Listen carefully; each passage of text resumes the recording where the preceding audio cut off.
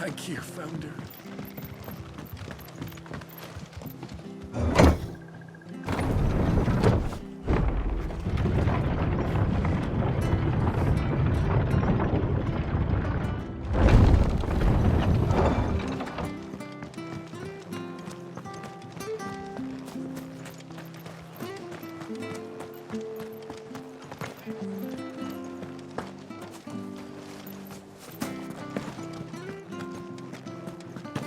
Are any of you hurt?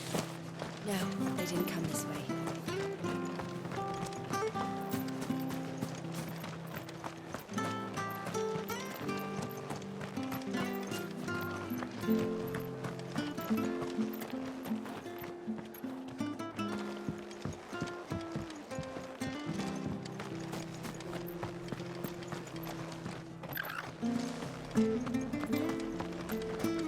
We're best off staying where we are for now, I reckon. The boys from the garrison might still be... nearby.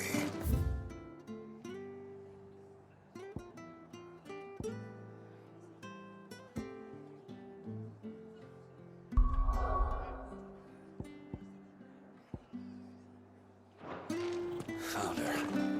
I'd rather not bump into them again.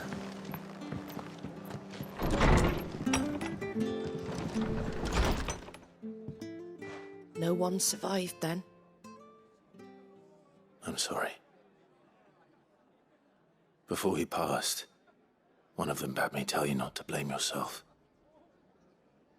Doesn't mean I won't. Doesn't mean their blood's not on my hands. Cole said you cast their remains. That was good of you. But it should have been me. This was all my fault. How? You couldn't have known. But I did. And I turned a deaf ear to the warnings like the fool I am. The rumours started moons ago. Of black-clad devils descending on villages in the dead of night to slit the throats of sleeping bearers. But I assumed it was all just nonsense concocted by the Empire. Nothing but a ghost story meant to make folk think twice about lending a hand to a fugitive bearer. And in ordinary times you would have been right. What these Black Shields are doing is unthinkable. Which begs the question, why do it at all? My mother obviously has a hand in this. I cannot make sense of her actions.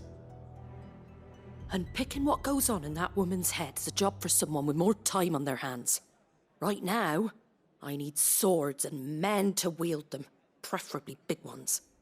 If those Imperials think they can come in here again and threaten my people, they're in for a rude awakening.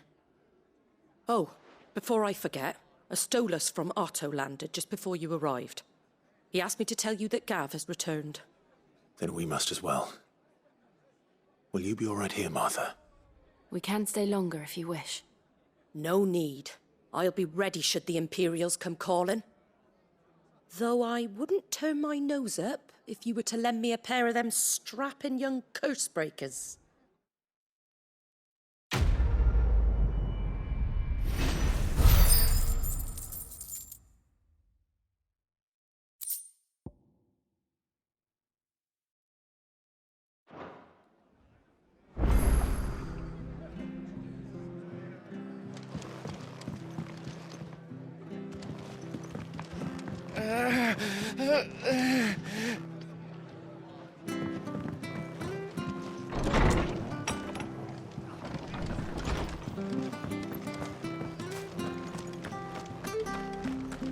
Try not to move.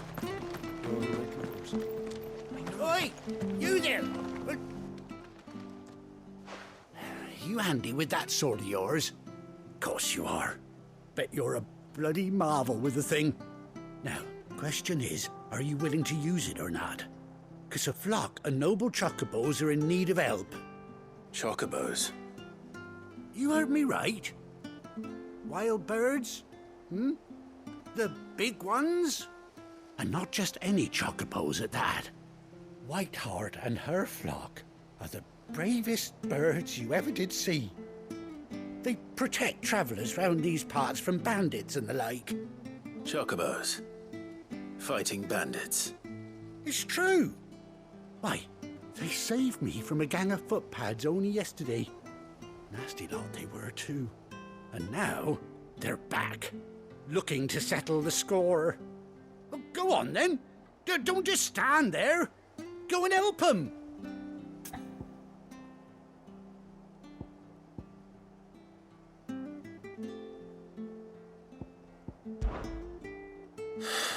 All right. There's a good lad. Where can I find these chocobos? I saw him cut across the way over yonder. The rotten scoundrels were driving the poor things towards the old dock. It's a dead end, that is. You save Whiteheart and her flock, you hear me? There ain't a pluckier bird in all the world. She's a hero to us locals. And don't worry, you'll know her when you see her right enough. I'm sure I will. And good luck to you. And give those no-good bastards a hiding from me.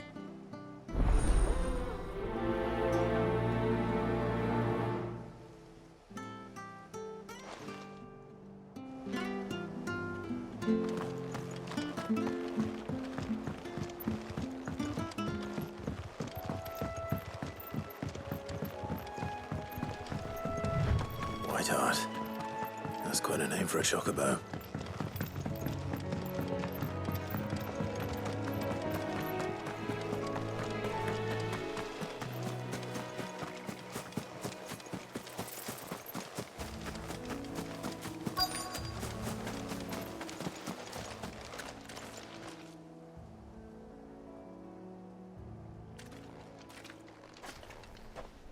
A white feather. I thought Ambrosia was one of a kind. Speaking of brave birds. Looks like they went that way.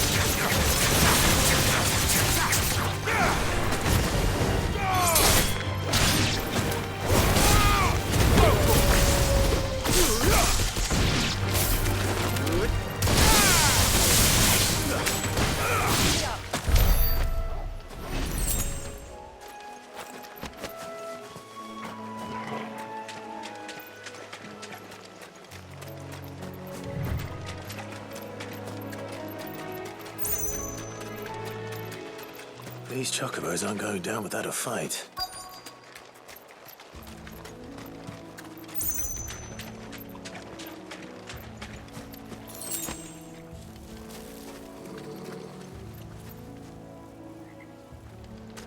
They're in trouble.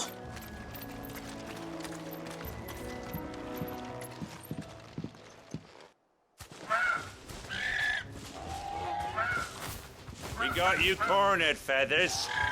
You didn't think you'd seen the last of us, did you? You've been bad for business. But I reckon someone will pay good coin to mount your head on their wall. Not around here, they won't. Oh. And why's that, eh? Because she's something of a hero in these parts. You hurt her, and I hurt you. Piss off. Or better still, how about we hurt you both? All right then. But don't say I didn't warn you.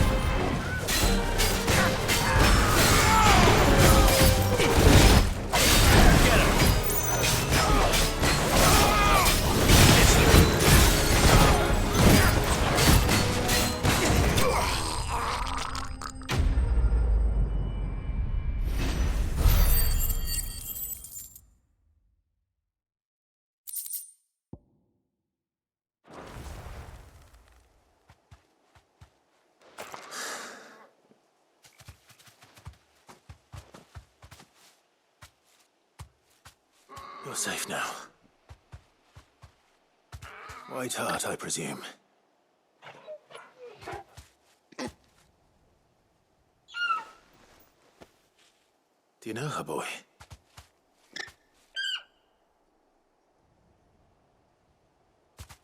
That scar. It couldn't be.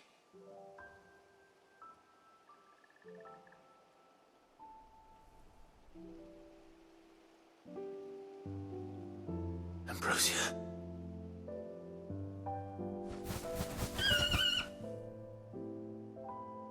It is you. You survived.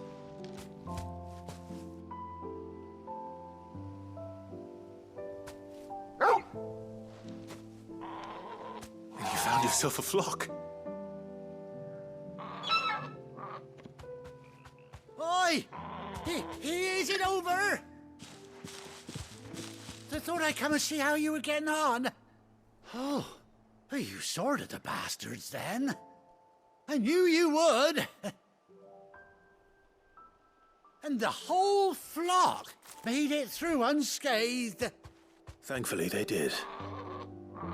And not only that.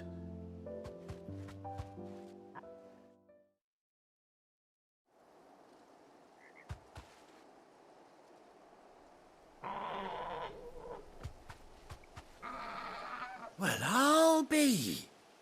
I never stopped to think our hero here might once have been someone's mound. Though I dare say she'd suit a fine fellow like yourself. Reckon our feathered friend must have learned a thing or two from her master. Kind-hearted warrior that you are. Bird like her would have cost a princely sum. You born a lord or something? Well, Oh, no, sorry. I didn't mean to pry. Don't matter who you are. You done right by me. What is it, girl? She wants her master back, I reckon.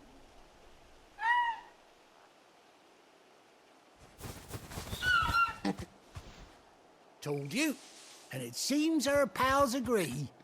Is that it? You want to come with me? Well, bugger me if this ain't a heartwarming sight. The lads down the stables will be hearing about this tonight. Oh, stay right where you are.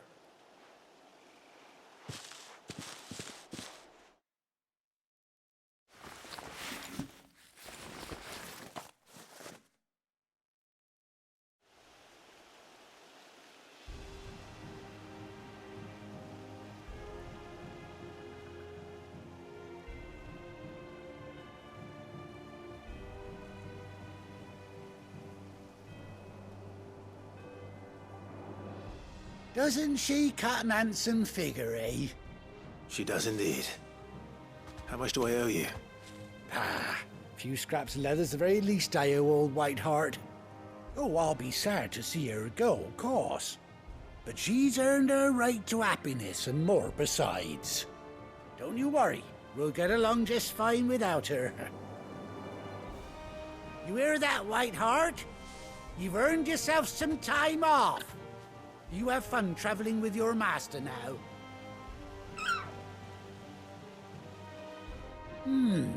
You seem awful familiar now I get a proper look at you. That's it. When those chocobos swarmed my cart on the road, didn't you? No. No, that can't be right. That fellow was a bearer. Must have been my double. Oh, must have been, eh? Oh, that'll be the excitement getting to me. Silly sod that I am. Pay me no mind. Anyhow, best be on my way. Good luck to the both of you.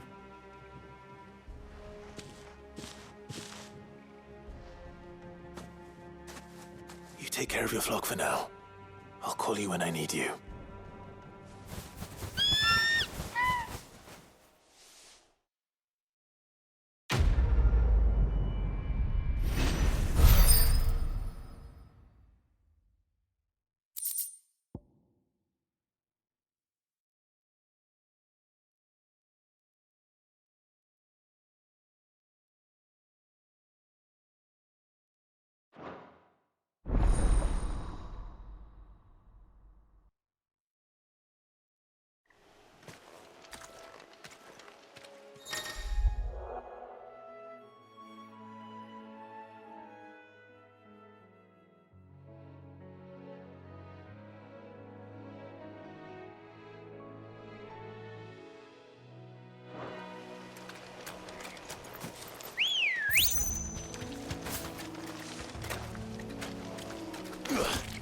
Good girl.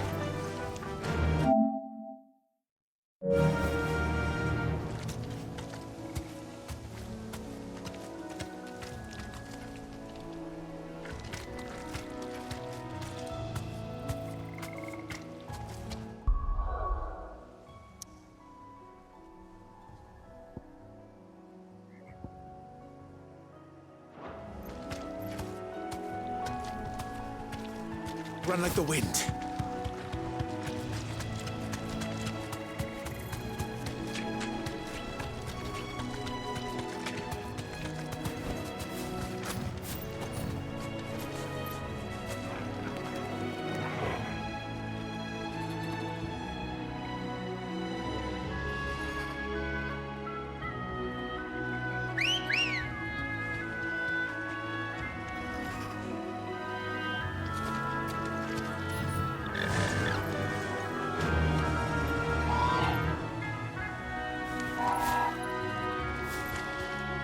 Fly, Ambrosia.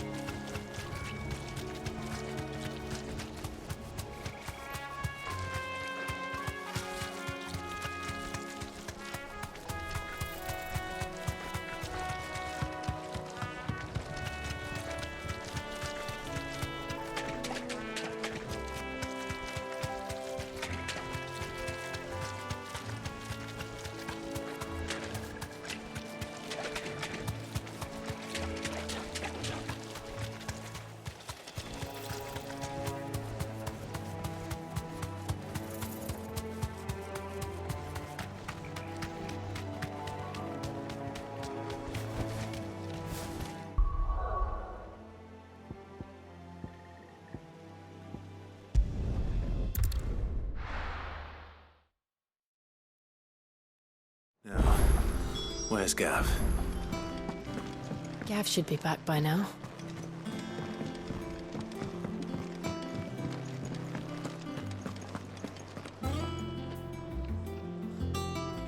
But none of the curse breakers ever returned. Ah, Clive! Oh, I've missed that scowl. Where's my report? What, no kind words for your old pal Gav? If it's kind words you're after, you're fishing in the wrong barrel. Now sit down, you fool.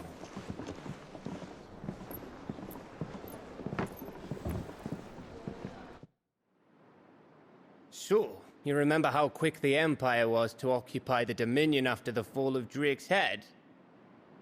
And how pissed off all the other nations were that they didn't think to do it first? Half a century of independence gone at the whim of a madman. So much for their bloody treaty. Clearly, the promise of unblighted land and the world's supply of crystals was too much for his radiance to resist. And now the Republic's finally decided to follow suit, using liberation as an excuse to declare war on Sambrek.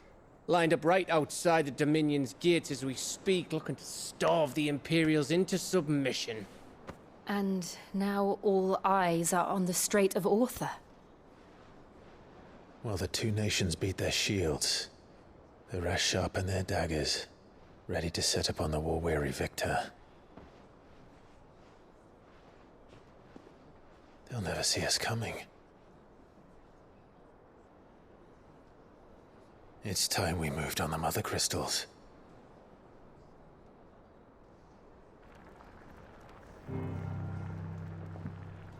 Four Mother Crystals remain in Storm and Ash. Drake's Breath near Ironhome. Drake's Fang in Dhalmekia. Drake's Spine in Waloed. And Drake's Tail here in the Crystalline Dominion. With the bulk of the Republican army marching to Twinside, Drake's Fang will be left exposed. That is exactly the move Kupka would anticipate. And if there is anything these past 5 years have taught us, is that he loves his traps. There is one place, however, where nobody will be expecting us to go. Drake's Breath. There's a shitload of sea between us and it, and I've never been much of a swimmer. I have an acquaintance in Port Isolde who may be able to help. Who's that then?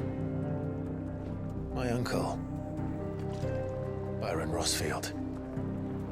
Lord Byron Rosfield of the Seven High Houses, the trade magnate with holdings in over 100 cities.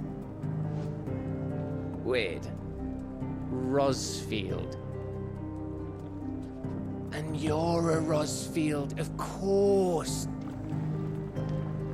My uncle's name gave him his start in the world, but it was his acumen which earned him his fortune, along with a handsome fleet of ships. Well, it's settled then. What are we waiting for, eh? Huh?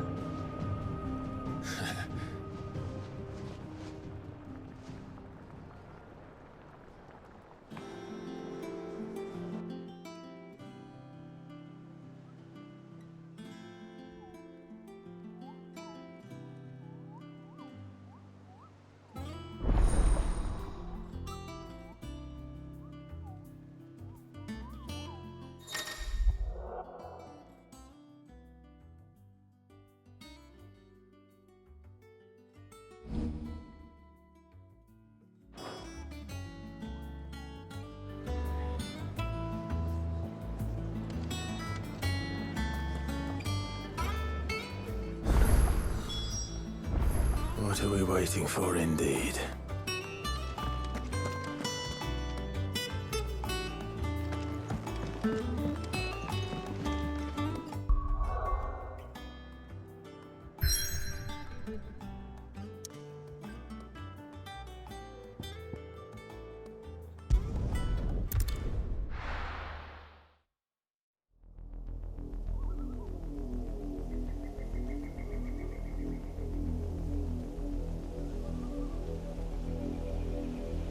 Do you think it was wise to leave, Gav? He didn't seem pleased. I needed his eyes and nose in Dhalmekia. I'm not about to let Kupka take us unawares. Besides, he has a knack for that sort of thing. That he does. And wasn't it Sid who said that matters such as these are best left to dominance? Especially should one of his beloved opportunities to grow and change present itself.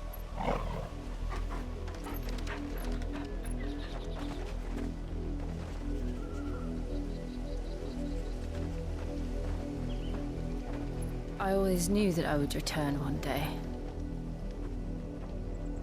Return to Ironhome. For what? After learning the truth, you were given the chance to face your past. If I am to continue at your side, I must do the same.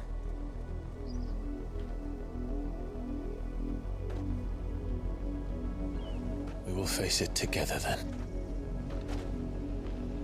To the end.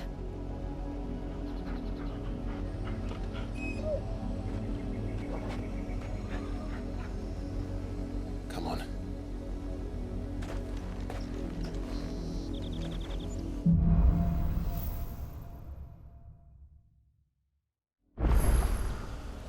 How far do you think your mother's reach extends?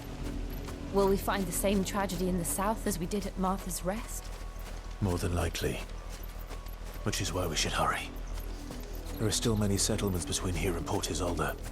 We visit as many as we can and hear their stories. Starting with the village of Amber.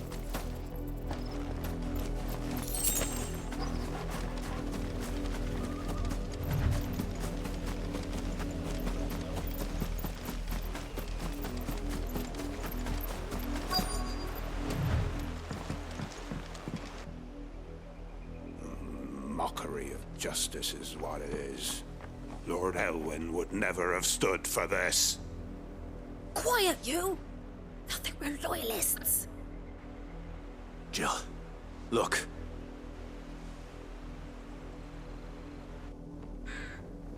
Rosaria must be cleansed of the stain which befouls her, that she might rise once again from the ashes to welcome a new dawn.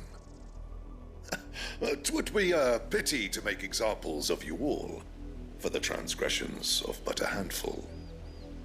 Of course, your lordship. You shall have our full cooperation.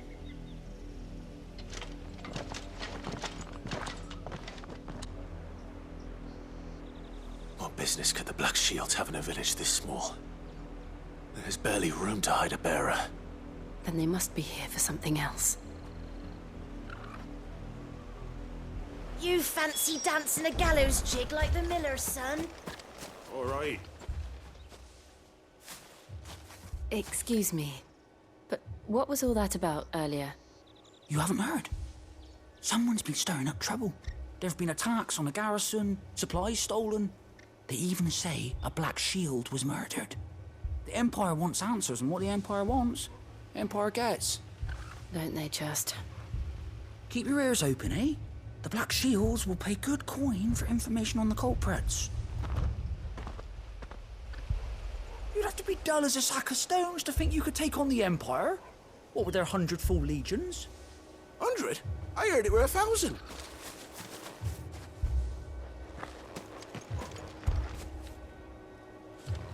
We're going hunting for outlaws. How do you like that, boy?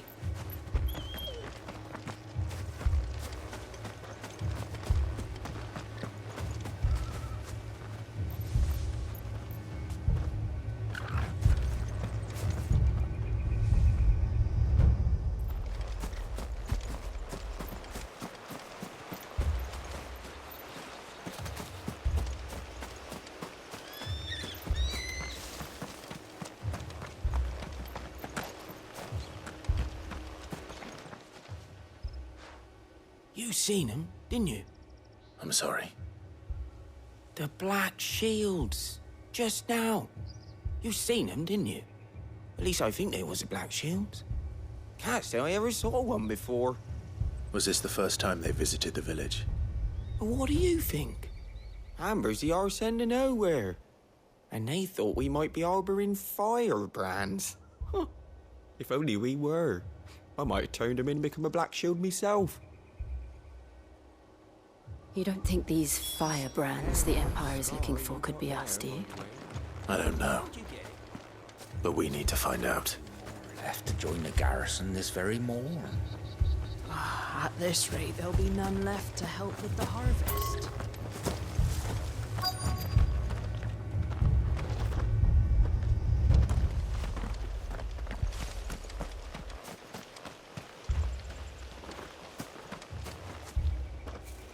What did those knights want, Father? I told you to stay Ambrosia in the won't house. help me Go here. on.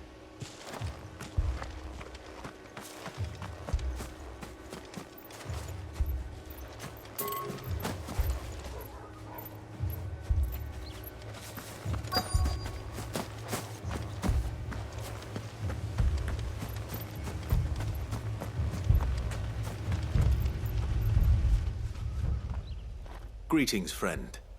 We are travelers. I know that. What do you want? We couldn't help noticing those Imperial soldiers who were here earlier. Don't you go telling these strangers a thing. I speak for the people of this village, and we have nothing more to say to you. You are to leave Amber and never come back. May I at least ask why? I don't know who you are or what brings you here, but your presence puts us all in grave danger. The Empire is a harsh master. Its demands are great, and its justice swift. But as long as we keep our heads down and pay our tributes, we are left alone. Some might call it submission. But if it will spare my people the Viceroy's wrath, then I will gladly submit. This village will not become another East Pool. Then we shall be on our way.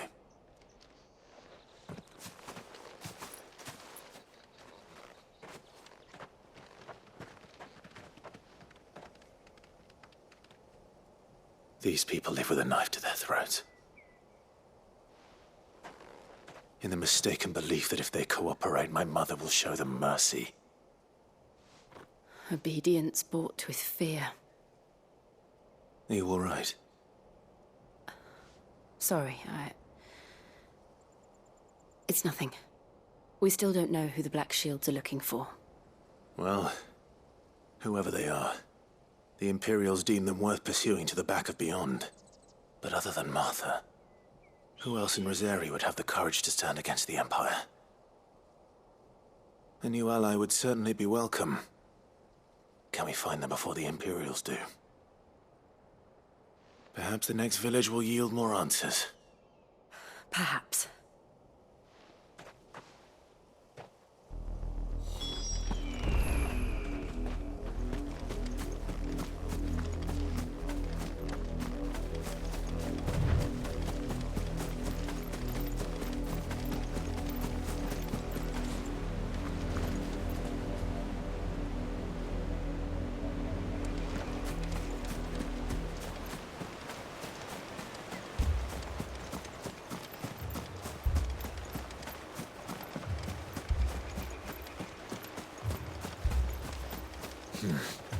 Not here.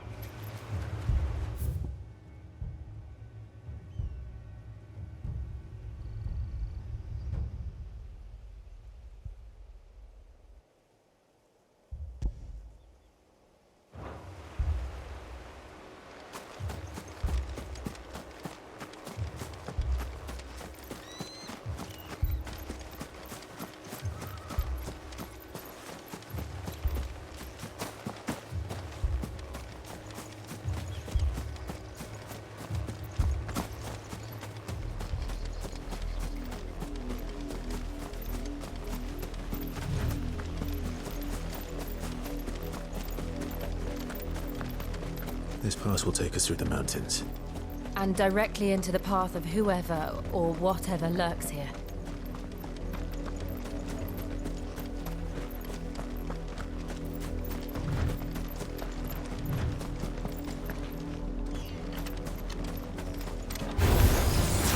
Ever since the Apollo tree, we've seen more and more of these echoes.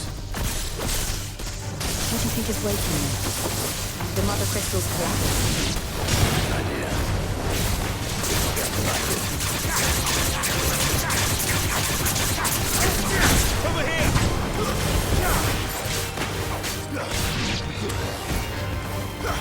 Go to him! Get him! Over here! Attack!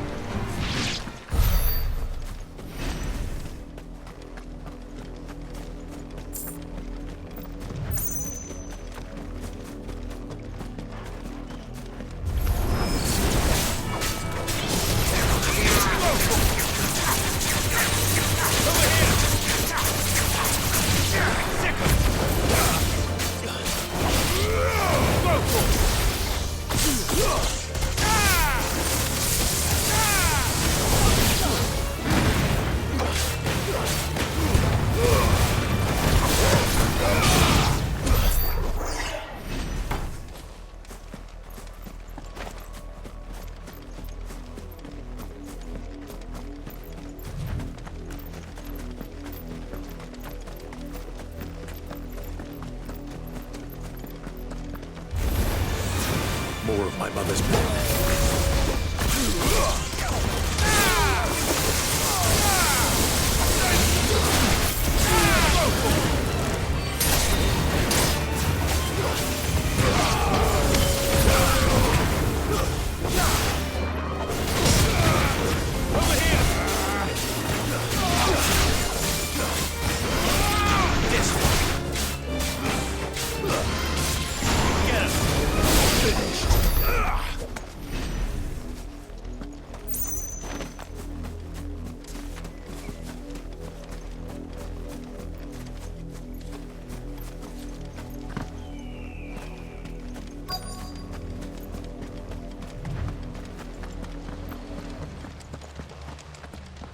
Blood, Clive. And still wet.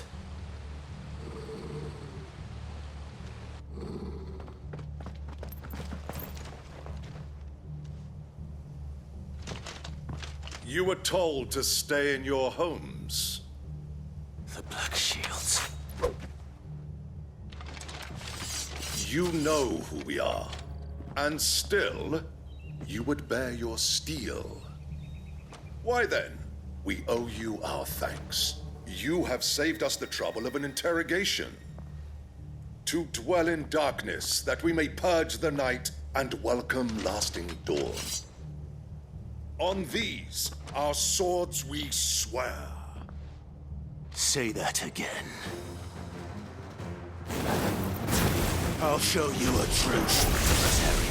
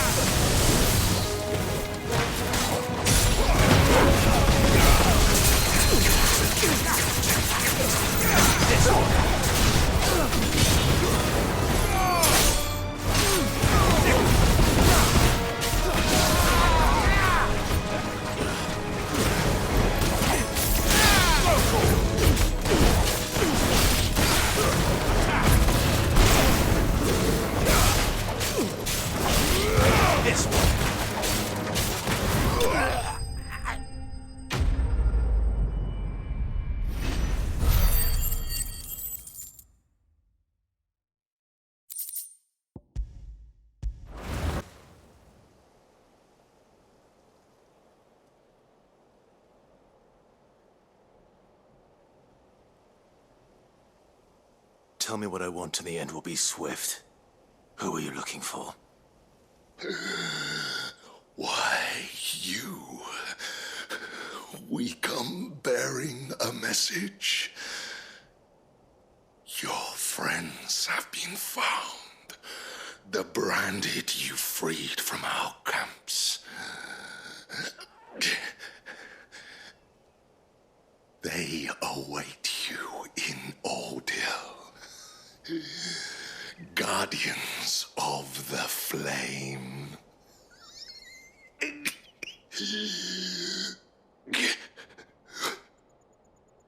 Those are Old Hill's gates. Then we hurry.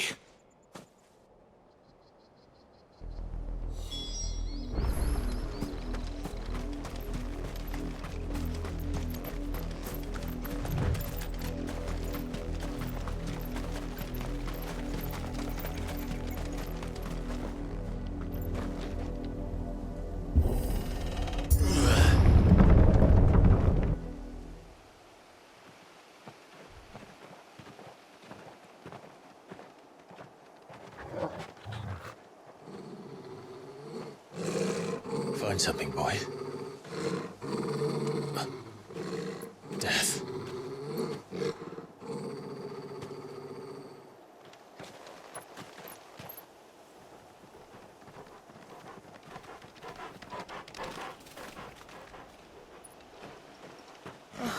Found her.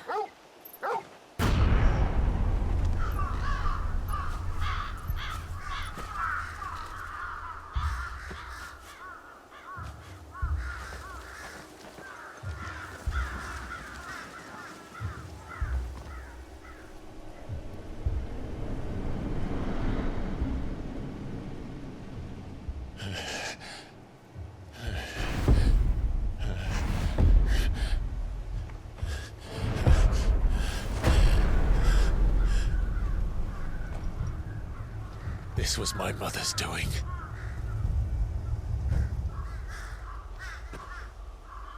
But why? Why would anyone... I don't know. I never truly understood her. But this... Oh, Clive.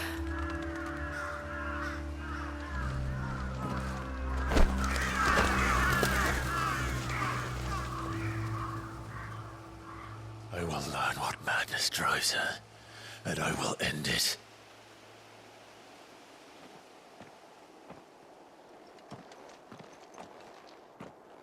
We should go.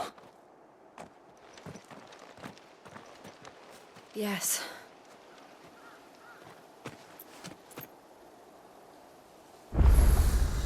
We can't leave them here like this. We won't. But if the Black Shields have made it this far south, they may already be in Port Isolde.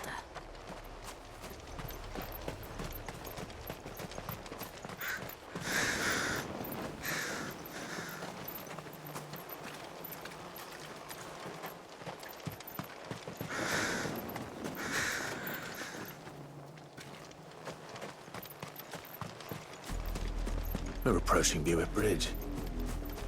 Though I doubt the Empire would let us cross over to Rosalith.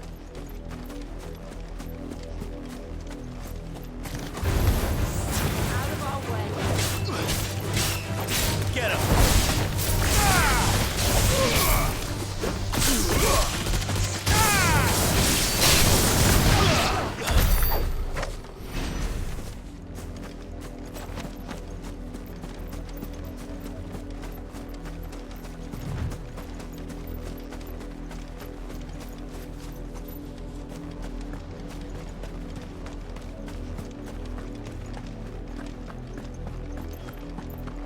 They're all Rosarian. But this is their home.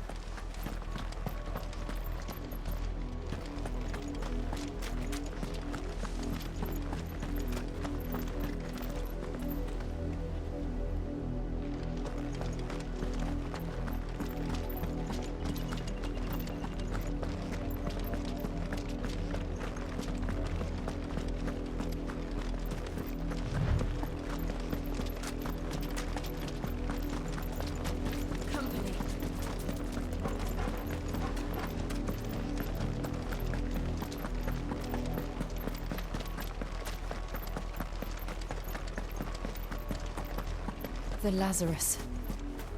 What happened to this place? My mother happened. The nobles who lived here didn't stand a chance. Let's hope my uncle fared better. All right. This one. Go for it. Over here. Go for it.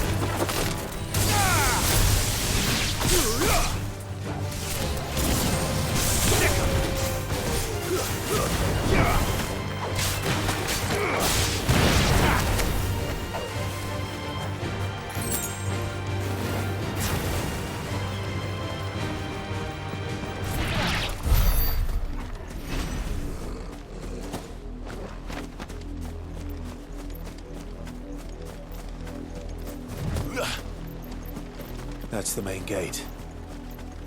And it looks like we're not the only ones hoping to get in.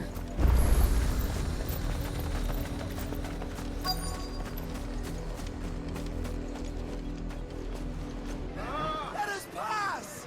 My children are starving! Have mercy!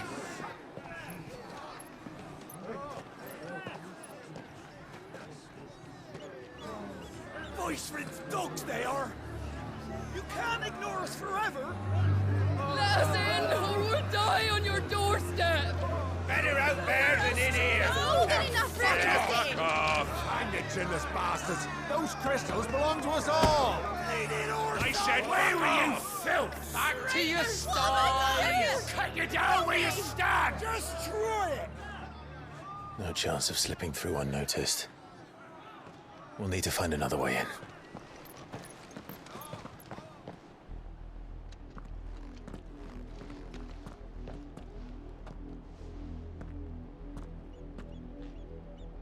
I thought we might be able to reason with the guards.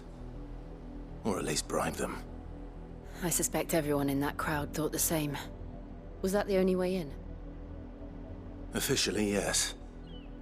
Strictly speaking, no.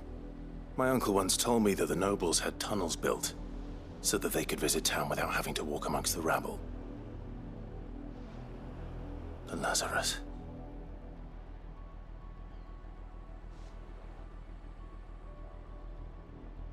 We'll find our way into the city there.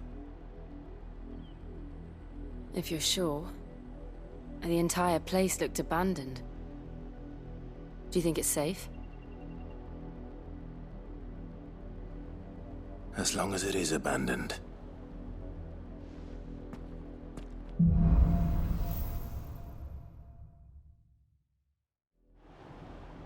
The good news is we haven't seen a single black shield since Old Hill. Maybe they found who they were looking for.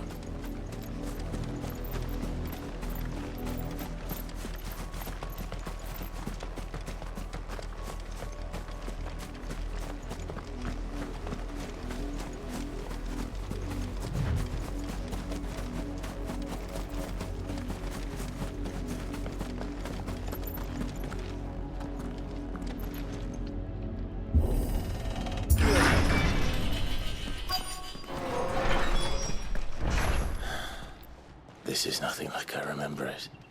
How quickly a crown can lose its luster.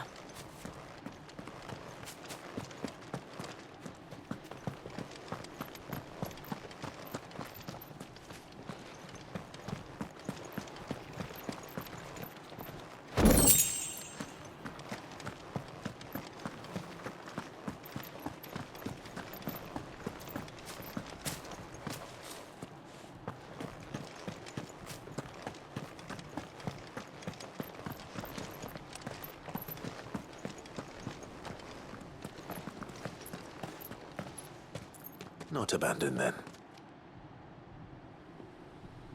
Oi! Visitors!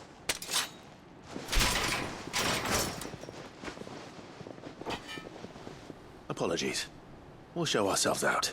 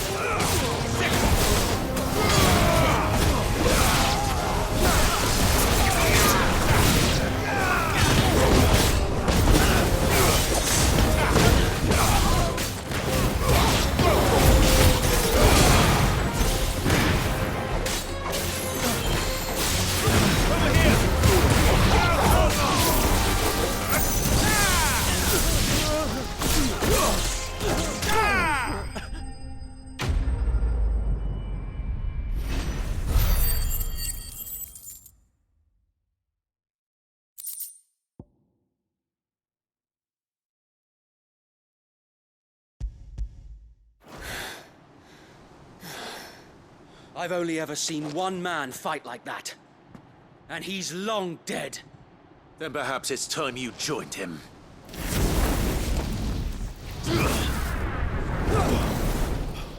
The blessing of the Phoenix. It can't be. I was there when you died. Huh?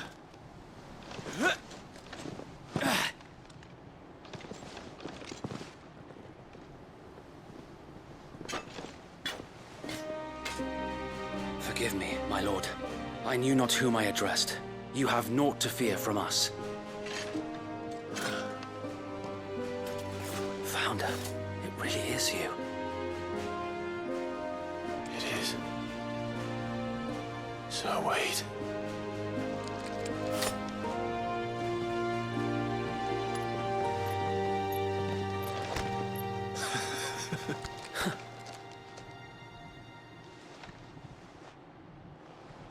We can speak inside.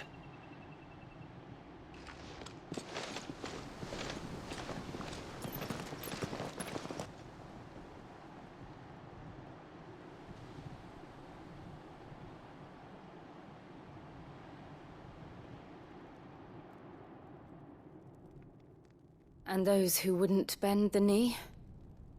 We left before the Empire could make examples of us, though we didn't go far. And we banded together to form the Guardians of the Flame soon after. Alas, there is only so much a handful of aging shields can do against the might of an empire. But we've seen to it that their stay has been anything but pleasant. Of late, though, we've had our hands full just trying to keep the Duchy's few remaining bearers out of the Imperial's clutches. The Cullings. We saw what happened in Old Hill. Aye, the foul work of the Black Shields and their mistress. You mean my mother? But it doesn't make sense. Even knowing what I know about her. Her hatred for bearers was no secret, but she wouldn't have been ignorant of their value to the realm. No offense, my lord, but in case you haven't noticed, the Lady Annabella couldn't care less about the realm. She barely even cares for her own home. That much has been plain since the slaughter at Eastpool. And, since granting the Holy Emperor a new heir, her obsession with bearers only seems to have grown. As to why, I don't know. Maybe she can't bear the thought of anyone having the power to challenge her beloved son. Her son. Sir Wade, the Black Shields have broken camp. They march in full force for Buick Bridge. Then so do we. Make ready.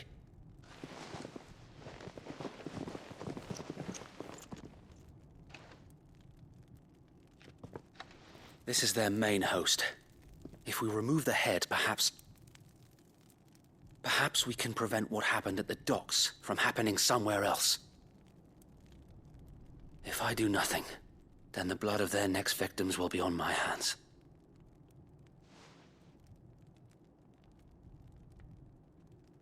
Yours and ours. We too have witnessed the crimes these men who dare call themselves shields have committed in my mother's name.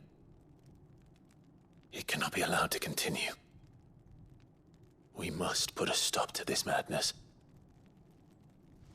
We must. So let us go with you. For the good of Rosaria. I was hoping you'd say that. Very well. If that is your wish, I would be honored to serve at your side. And we at yours. So, Wade, let us do our duty. With pleasure, my lord.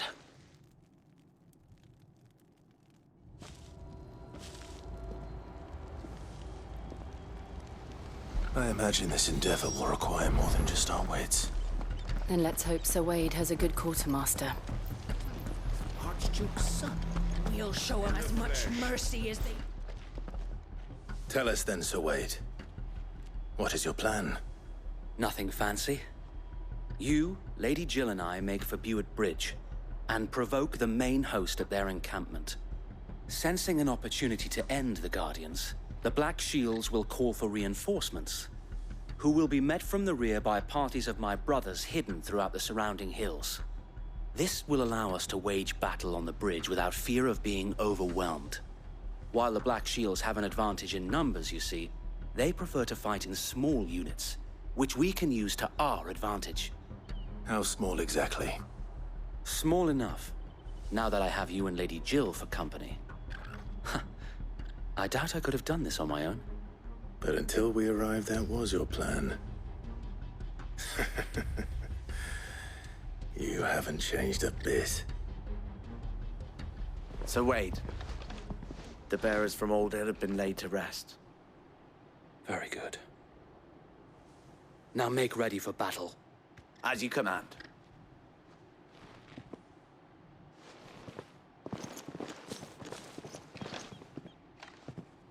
Thank you, Sir Wade. Perhaps now they will find peace. There is but one thing which will grant them peace. Putting an end to the Black Shields. And so we shall.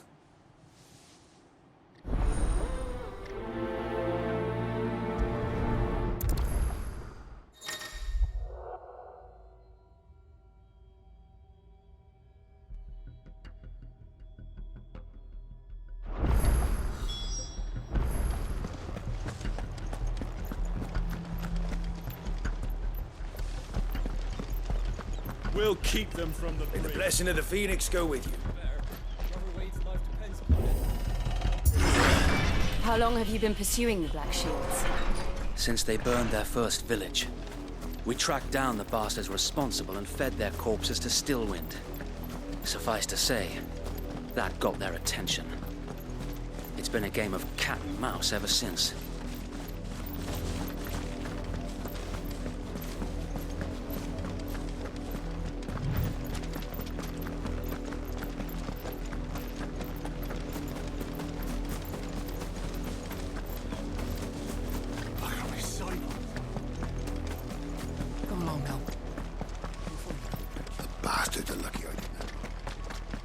There they are. On your command, my lord.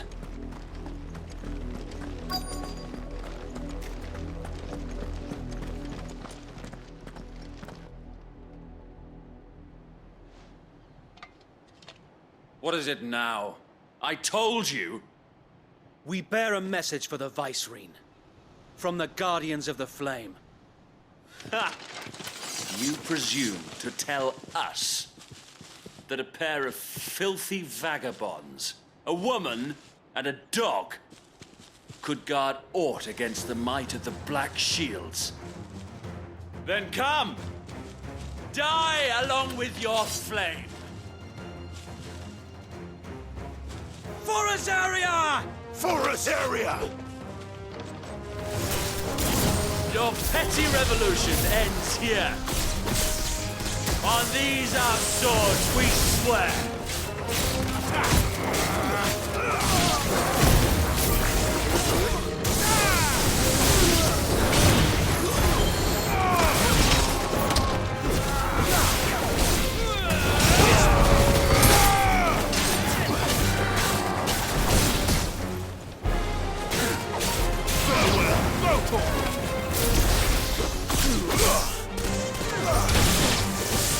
Bloody hell! Reinforcements from the far bank! And the Wyverns will fight their battles for them.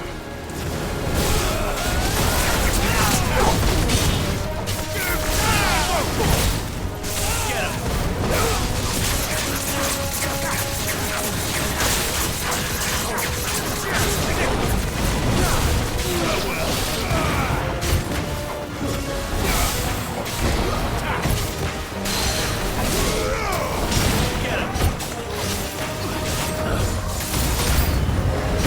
More dragons! Worms. The Imperials aren't taking any chances. I can't say I'm flattered.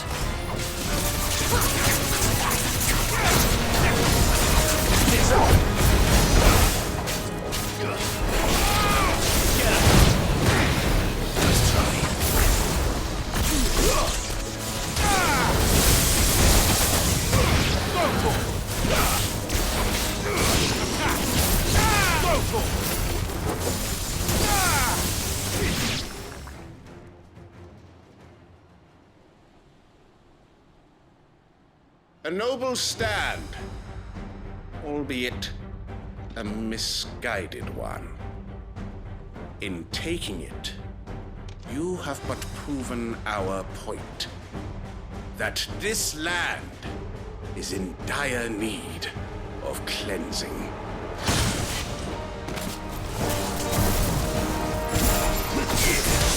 Get him!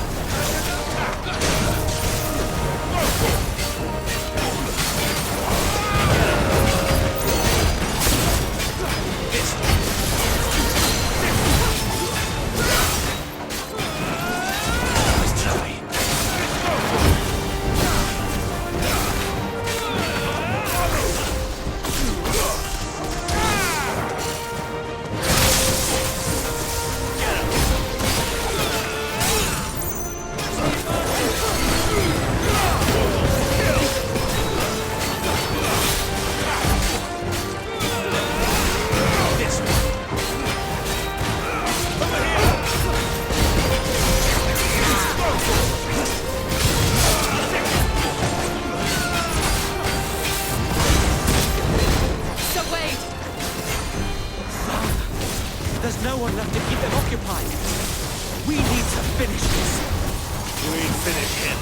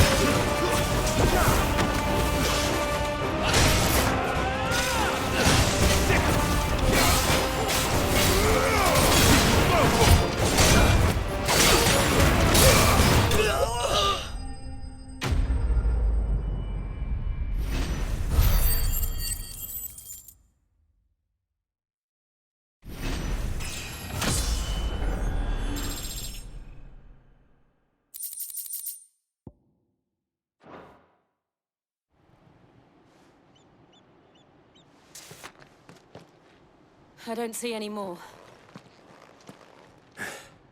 Nor do I. The plan worked. It did. It bloody worked. We sent every last one of the rotten bastards straight to the mud! My, Lord, perhaps this will be enough to stop the Cullings. For the time being, at least. Perhaps. Though I doubt my mother will take this loss well. She'll move swiftly to see her minions' ranks replenished. And then it will all begin again. I often wonder if the nation we once knew is gone for good. Her fields rot. Her people starve. We battle to preserve the flame that was, but for every foe we fell, another springs up in its place. Yet be that as it may, it is still our home, and we must fight for it. As we always have, and always will. For as long as the Firebird's flame burns in our hearts, the Duchy cannot die. And her loyal subjects may dream of a day when the Rosarian standard flies over Rosalith once more. So wait, Think we should fall back to Port Isolde before the garrison sends reinforcements? A sound strategy, my lord.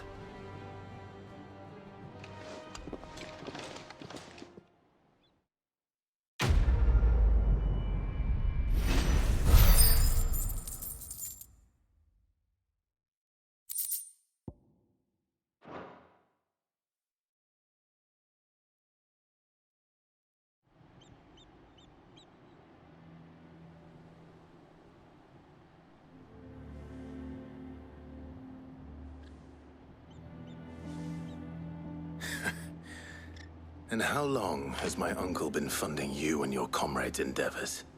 Since the beginning.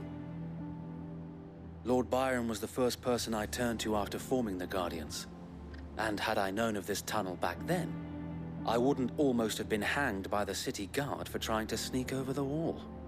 I suppose a formal request for an audience would have appeared suspicious.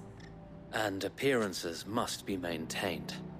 Were the Vice-Regency to catch wind of Lord Byron's involvement in our movement, they'd seize his estate and send him to the gallows, where he would be of no use to anyone.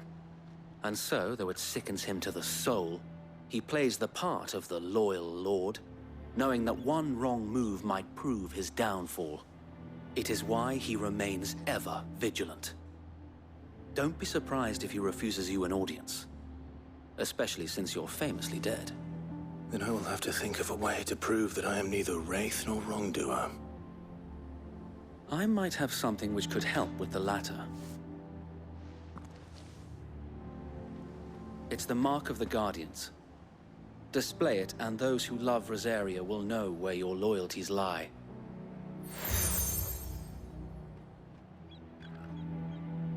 I shall wear it with pride. Be sure that you do. I don't want my men attacking you again. Unless you deserve it. If only Sir Tyler could have been here to see you. Or the Lord Commander. Thank you, Sir Wade. If there is ever anything you need. I know. Go on now, my lord.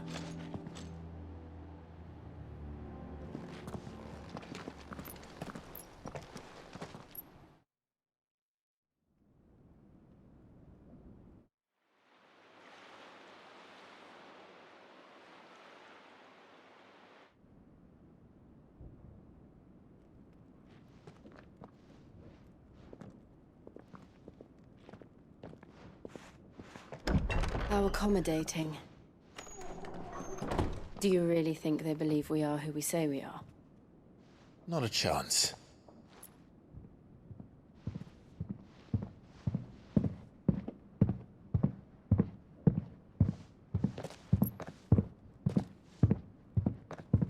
Right, I guess. My uncle believes we're imposters here to rob him. And means to string us up himself.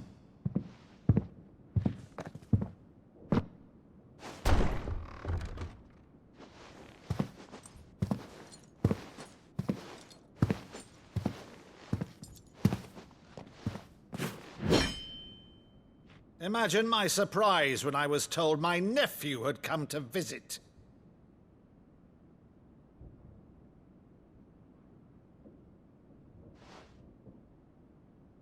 Clive Rosfield died long ago. And for uttering his name here, you shall pay with your tongue!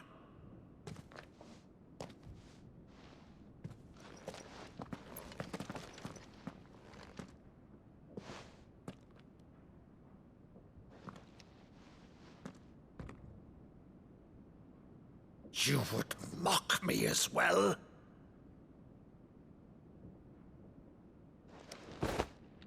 It is I, Sir Crandall of Camelot, loyal servant to Her Serene Holiness, Saint Sybil the Unshod.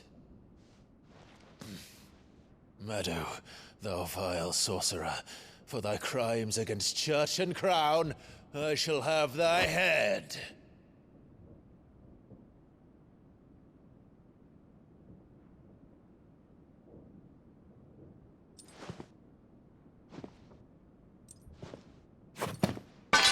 Curse thee, infectious flax wench. Even in death, must thou plague me still? Very well.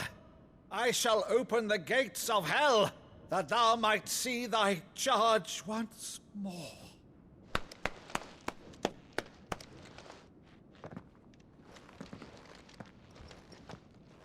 Bravo, Uncle. You're still the finest Meadow in the twins. Oh, Clive, my dear boy, it's really you.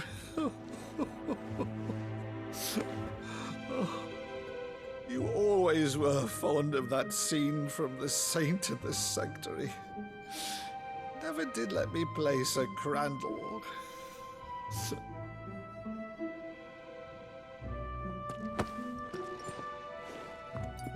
I have a favor to ask, Uncle Byron. Rutherford, inform the kitchens. There'll be guests.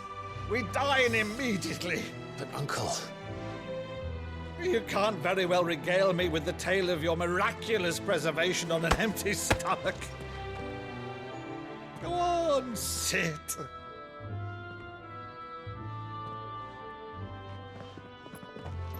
See that you use the good plates, Rutherford.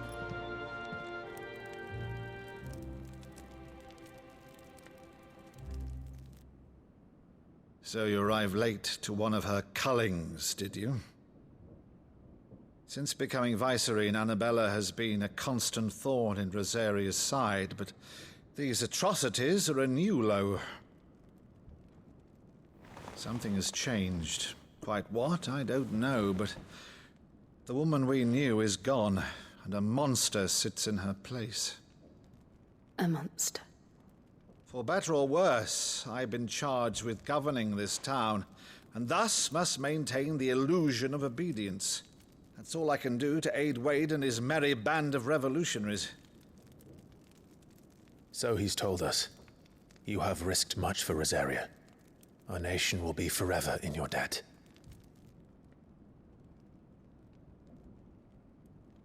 It has been 20 years, Clive.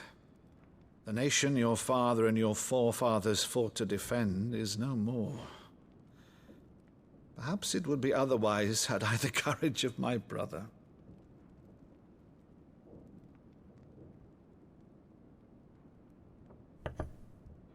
All right, if it's a ship you require, a ship you shall have. I've a galley in port, but recently relieved of her cargo. She can be outfitted for the voyage in a matter of weeks. So you believe us, then? About everything? Believe you? Ha! Only a fool would believe even half of the things you claim. But until tonight, only a fool would have believed my nephew still lived. And besides, I have it on good authority that Clive is telling the truth. Whose authority? On your own, of course. You've always been a terrible liar. Is that true? It's not untrue. Let's say no more about it, eh? It wouldn't do to linger on my nephew's greatest failing.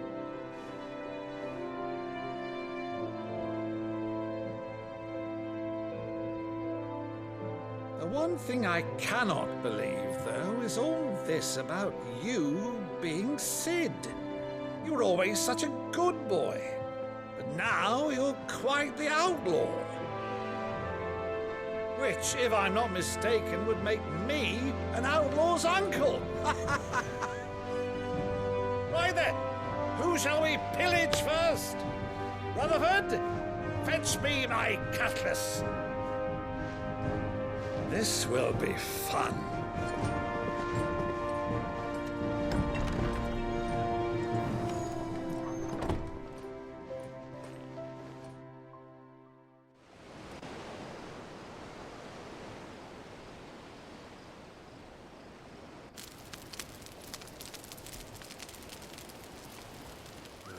Over there. Go on. She's a fine ship, isn't she? Once outfitted, she'll bear us across the boiling sea to Drustinus in the space of 3 days.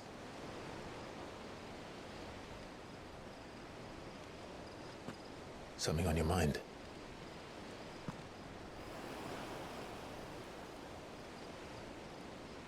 Monsters.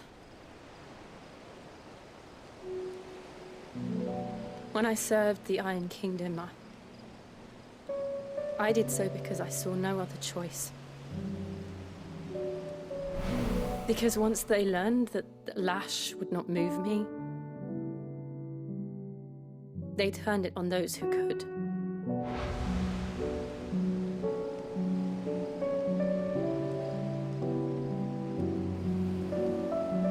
And so I became their puppet. I let them pull my strings, telling myself it was not my hand that swung the sword, but another's. I removed myself from the truth so I wouldn't feel the pain it caused.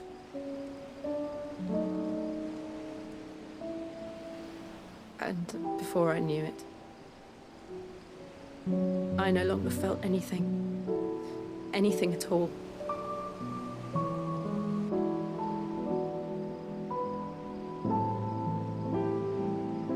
I had become a monster.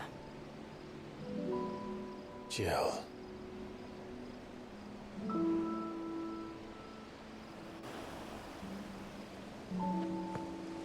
I don't want to be a monster, Clive. Do you understand? I want to choose a different path, a better path. To live on my own terms. But before I can do that, I need to come to terms with my past.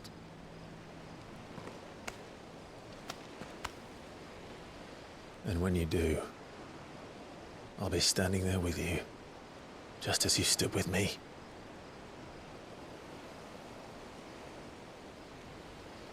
Thank you, Clive. I must atone for my sins. Only then, when it's done, will the monster cease to be. Just promise me that you won't die with it.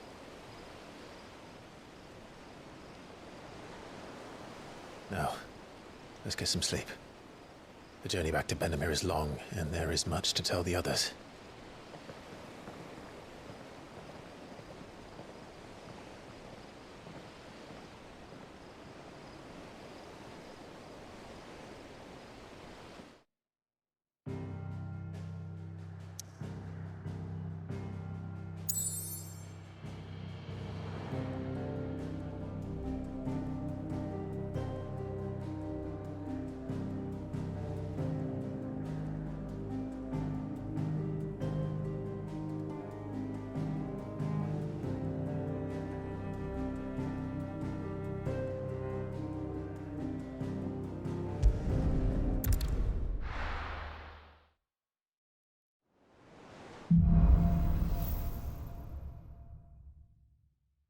Only the Founder knows what awaits us in the Iron Kingdom.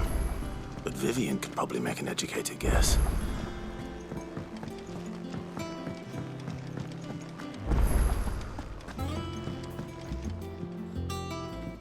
I didn't take you for a scholar, Ivan. Oh, this? Well, it's Valisthea, a culinary pilgrimage. I borrowed it from old tomes. Seems there's no creature in the realm so foul it can't be cooked up into something delicious. Think I'll stick to the unfoul ones, thanks. Oh, where's your sense of adventure, Sid? Honestly, one glance at these recipes, and even you would trade in your sword for a butcher's cleaver. From spit roasts to sweetmeats, this book has them all. What I wouldn't give to bring these recipes to life. If it's my blessing you're hoping for, then by all means. Well, I'm no hunter, Sid. The first tunnel worm I came across would be the death of me. But you're made of sterner stuff. Would you help me resurrect one of these recipes? Something tells me you won't be taking no for an answer. Fine, I'll help. Fantastic! Thank you. So, dare I ask what's on the menu? Chance's Stew. It was once a favourite among the gourmands of Oriflamme, if the author is to be believed. Though Molly's never heard of it. The only problem is that while the recipe is extremely detailed in most respects, it's infuriatingly cryptic as to the main ingredient. A beast, no doubt. Most likely something that would make easy work of a simple cook with more broth than brawn, but unwanted violets. I've no idea what they might be. Does the book say anything else? Well, only that the sweetest violets sprout atop the bed of roses. Roses. Rosaria, perhaps? One of the butchers in Martha's Rest might know something. I'll ask next time I'm there.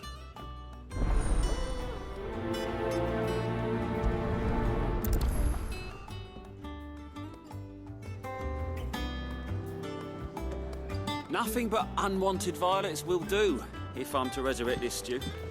As to what they might be...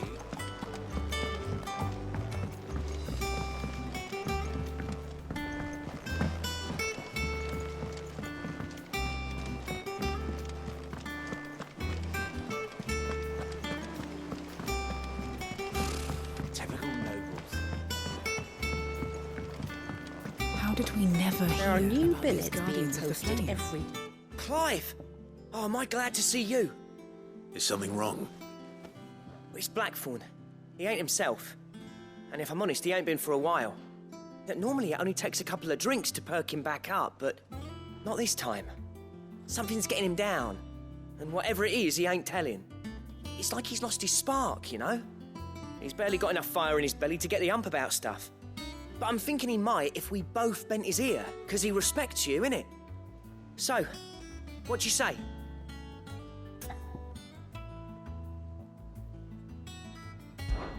Fine.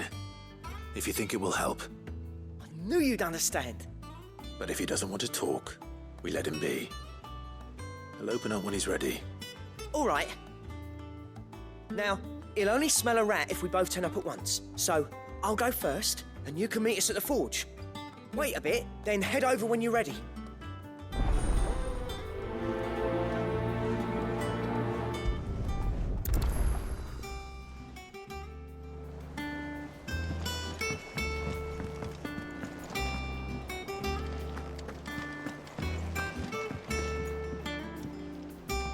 Back again, Lord Rosfield. I'm touched that you should find me such good company. It is not your company, but your counsel that I seek on this occasion. Ever the charmer. What will it be today, then? The Iron Kingdom. I need to know what to expect. You'll soon be setting sail for Drake's Breath, then, I take it.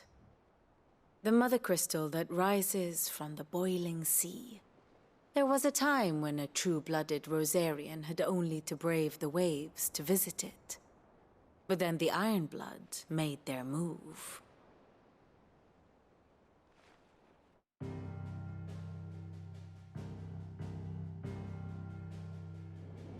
As you know, the Iron Kingdom rules over the islands to the west of Storm. Or rather, its church does. But this is not the pragmatic approach to state religion employed by the Holy Empire to manipulate the masses. No. The Iron Kingdom is the literal embodiment of the crystalline orthodoxy. And so, if one is to understand it, one must start there. As the name implies, the orthodoxy holds the mother crystals sacred. And they do not take kindly to heathens plundering the objects of their worship for the means to fill washtubs and light lamps with frivolous feats of magic. Indeed, the faithful consider ether a sinful thing, a poison no less. And to them, a dominant is an instrument of evil, albeit one they have proven only too happy to turn against their enemies. Some 80 years ago in Northern Storm, Drake's eye collapsed. Soon after, in pursuit of ether and with the blight at their backs, the Northern Territories descended upon the Grand Duchy of Rosaria. And when the Shields of the Flame marched north to meet them, the Iron Kingdom spied an opportunity. A few short days later, the Crusaders landed on the island of Mount Drastanus, home of Drake's Breath, and plucked it from the Duchy's grasp. Rosaria tried to reclaim it, of course, but to no avail. I doubt more than a handful of Duchy men have set foot on its shores in your lifetime. Nor are they like to again, under the Empire's stewardship, meaning the Iron Blood will keep their island, and with it, the foothold they need to march on mainland soil when next they spy an opportunity.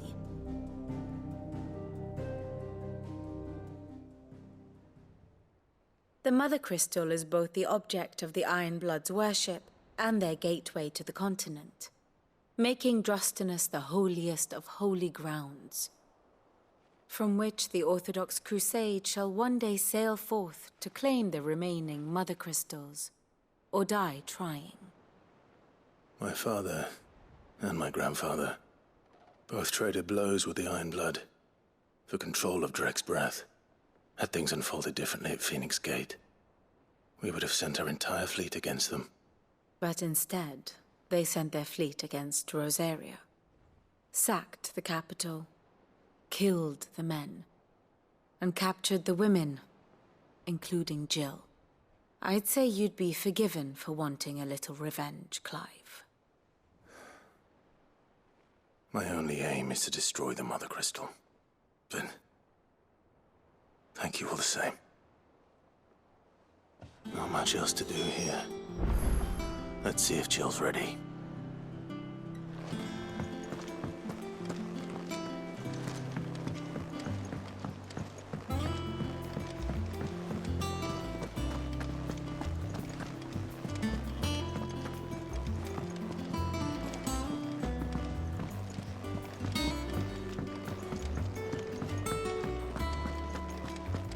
That monster's taken quite a liking to Lady Karen.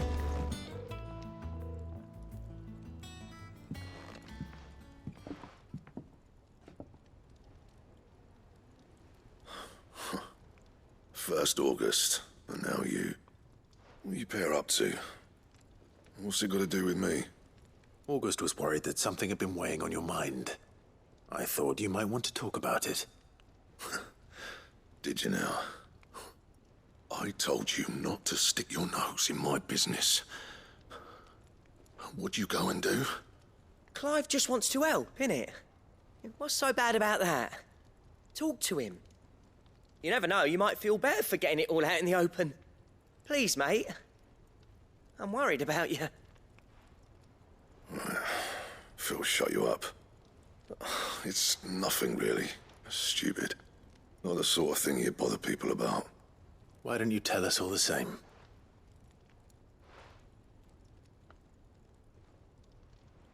Karen and I have an arrangement.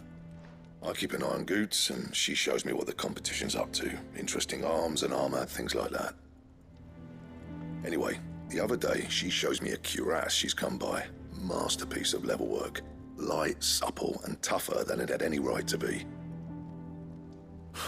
Made my stuff look like heavy, clumsy shit. I should have brought the bastard thing there and then just to study it, but I was too proud. And now every time I reach for my hammer, I'm reminded that I'm not the craftsman I thought I was. There. You happy? You got what you came for. Now piss off. All right. We're going.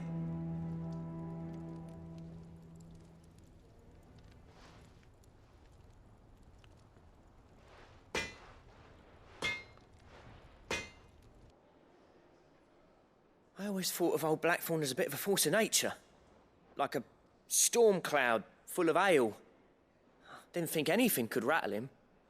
Least of all a stupid piece of leather. Blackthorn's always taken pride in his craft. Questioning it means questioning himself. Something tells me this is only going to get worse. If he has doubts, it will affect his work, which will only add to his problems. We need to nip this in the bud. I couldn't agree more. He said he should have bought that cuirass. Perhaps we should track it down for him. Assuming you're happy to help, that is. Too bloody right I am. Glad to hear it. First things first, then.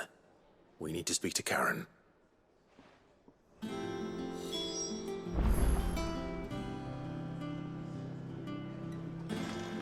That monster's taken quite a liking to Lady Karen. He's not a monster. He's Torgal. Karen, do you have a moment? Blackthorn mentioned that you'd recently come by a leather cuirass. An exquisite example of the craft, from what he told us. And he ain't been himself since he saw it. So we thought we'd buy it for him. Sorry, sold it already. Didn't think Blackthorn cared for it the way he turned his nose up. But it was nicely put together, that's for certain. Even if the bloke who made it is a bit of an odd one. Happened across him on my travels. Makes all his stuff to order, but the fella who commissioned it refused to pay. He didn't like the colour of summit. So I took it off his hands for a fair price. You don't know where we might find him, do you? Like I said, he's a bit of an odd one. Doesn't even have a workshop. He doesn't trust hunters neither, which means he spends as much time out tracking beasties as he does working their hides.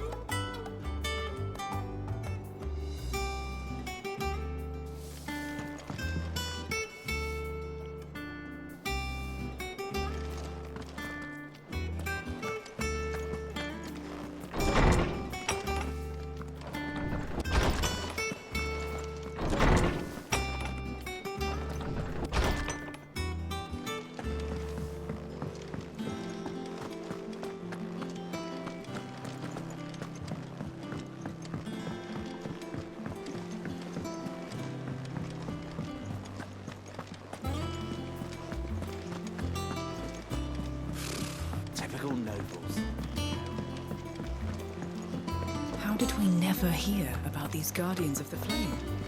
Same way they never heard about them. Oh, Clive! Welcome to the Patron's Whisper. The Patron's Whisper? Does that mean someone else is taking care of our friend's donations? Oh no, that's still me.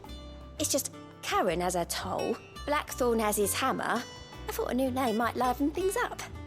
I still catalogue every item that arrives, in addition to setting aside those tokens of appreciation the sender has specified are to be presented to you personally. Would you like to see if we have any?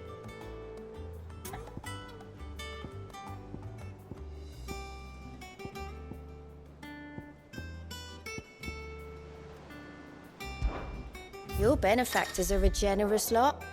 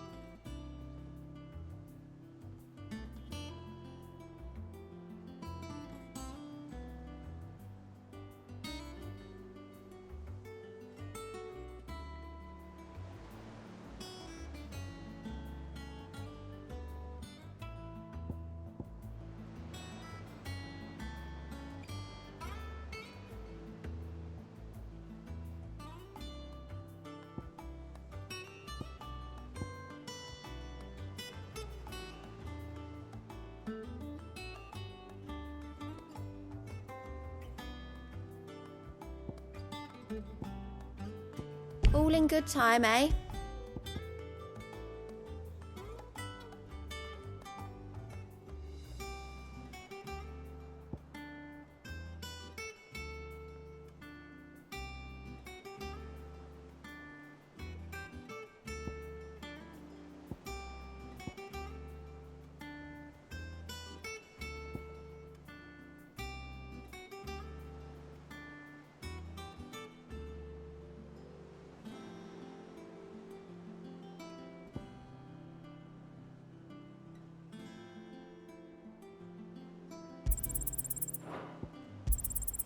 Here you are.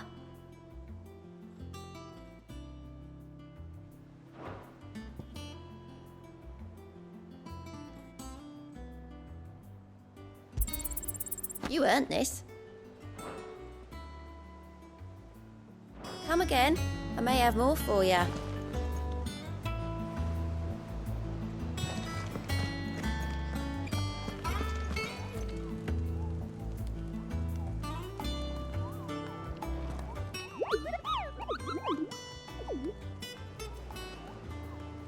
What's the matter, Nectar?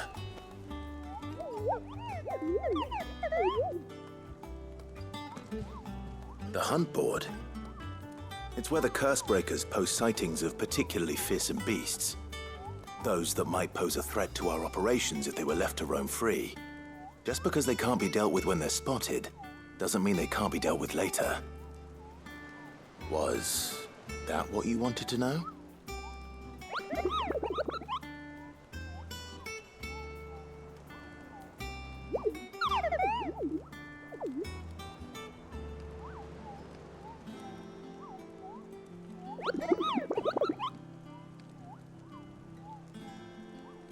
Right. Well, leaving your mightiness aside for the moment, the people of Valisthea are going through a lot already. What with the Blight and the war. The last thing they need is ungodly fiends terrorizing them on top of everything else. So if the Cursebreakers are too busy to help, then perhaps I can. Or at least I can try.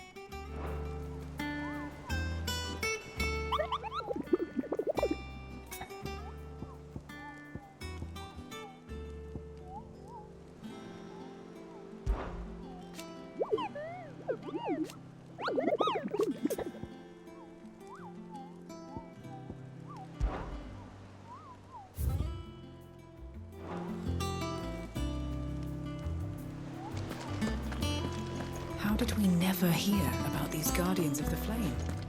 Same way they never heard about us, I expect.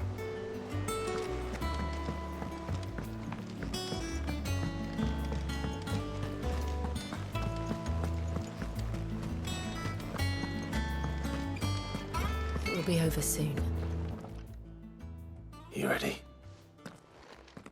I think so. Jill. When you told me you had to come to terms with your past, you weren't talking about destroying Drake's breath, were you? No. I spoke of Imran, the leader of the Crystalline Orthodox. The man who made me do all those unspeakable things. I'm going to kill him. It's what I need to do to put the past behind me. What I need to move forward.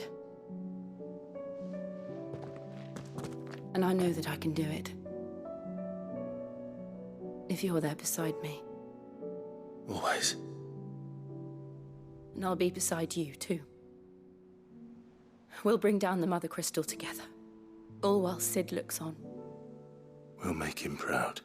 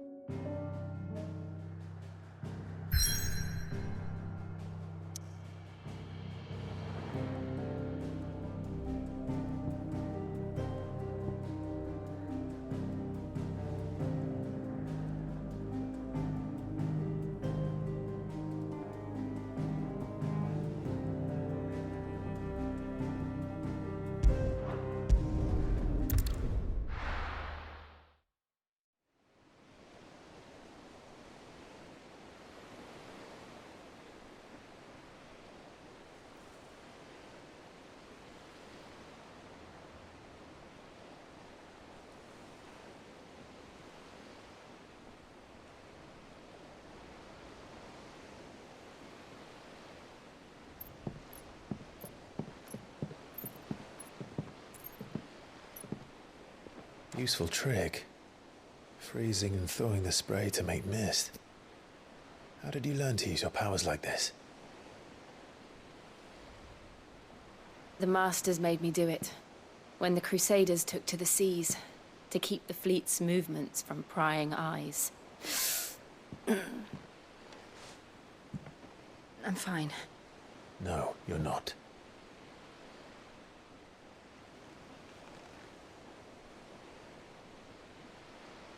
This may be the only chance I get to go back. My only chance to put things right. I have to do this. Whatever the cost. All right.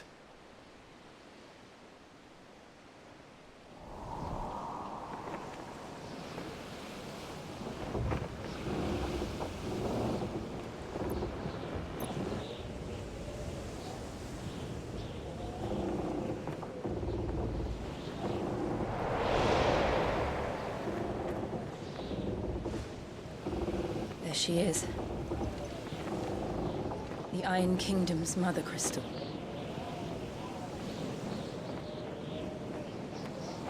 Drake's breath.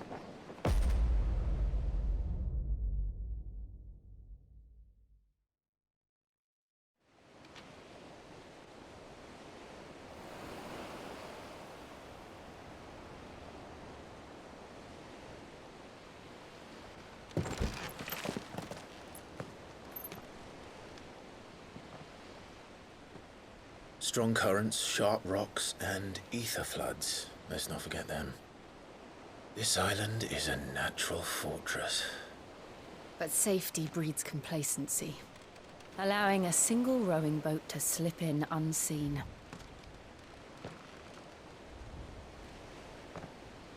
The sanctuary is inside the mountain. If we follow the old trail, we should be able to enter by the back gate. All right. Let's go.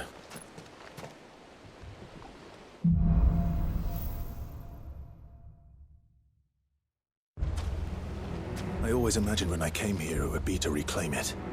It used to belong to Rosaria, didn't it? Once, though it's been in the Ironblood's clutches for far too long. As was I. For 13 years, this rock was my home. I know its secrets only too well. This path was abandoned after an ether flood. They don't guard it anymore. The perfect little shortcut.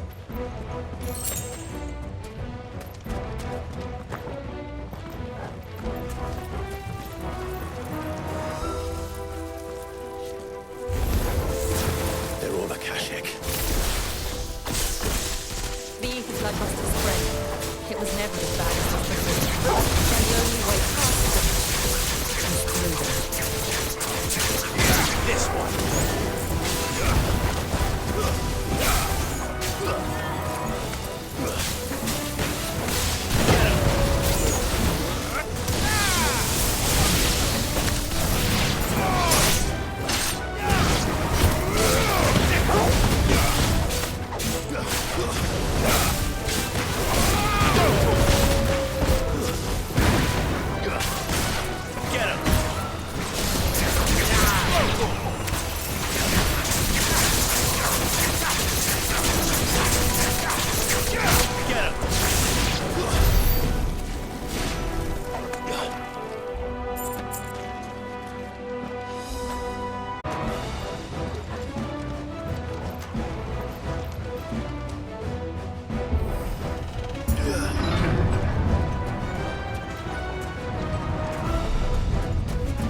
Was that an earthquake? They happen all the time. That wasn't even a bad one. It's nothing to worry about. Time to fight. Go for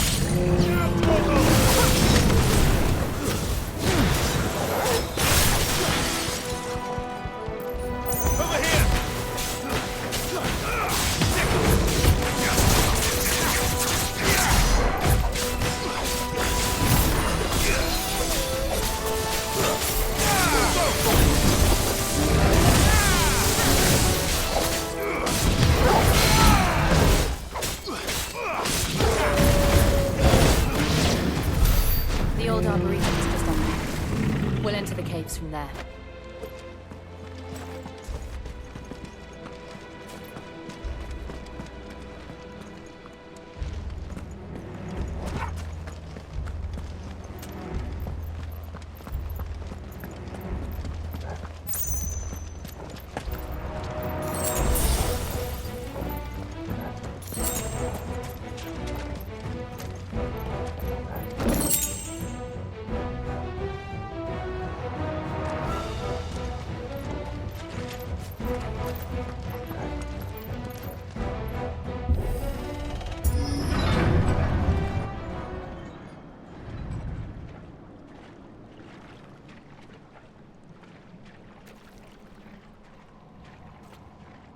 Look at this place. What a mess.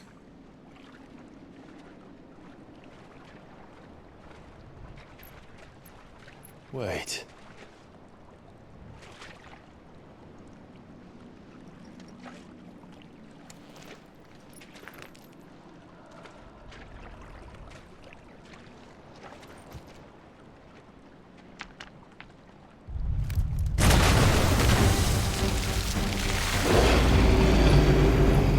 It's turned. Nothing a shelter for Zarya can't handle. Just like old times. You sure to keep clear of his wall? I need to. That's foul. Don't breathe it in. Slow.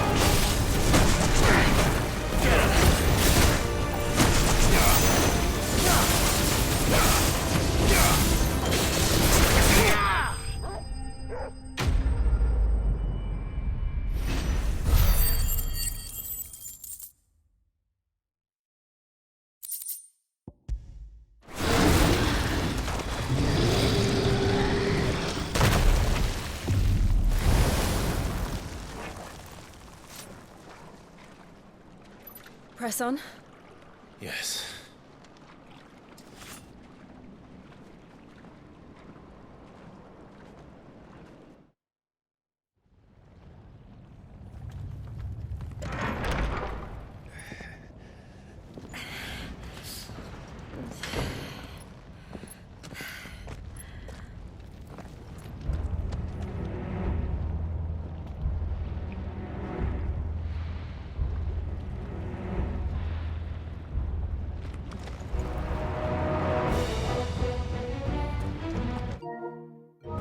It's like a furnace in here. We're inside the volcano. You get used to the heat. Though I don't remember it being quite this hot.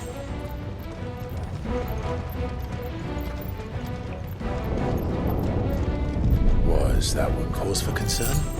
It was. And they're getting bigger. Something's wrong.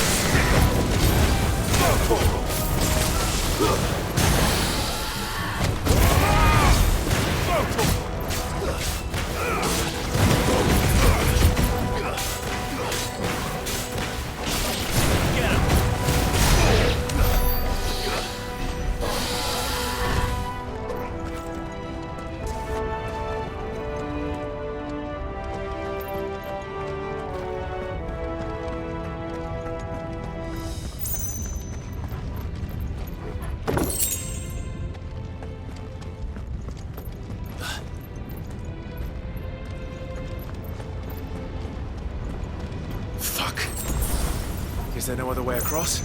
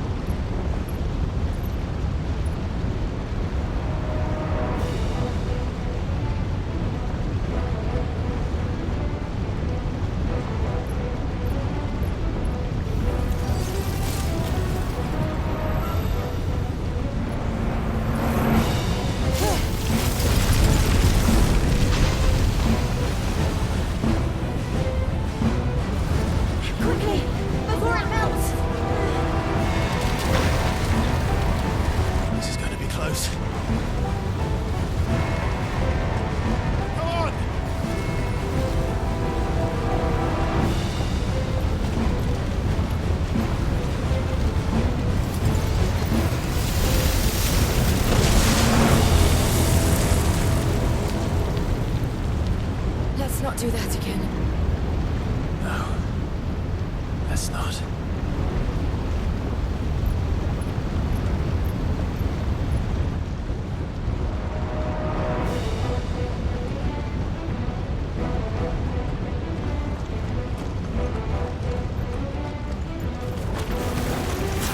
They don't look too tough. Perhaps not alone, but in numbers like these.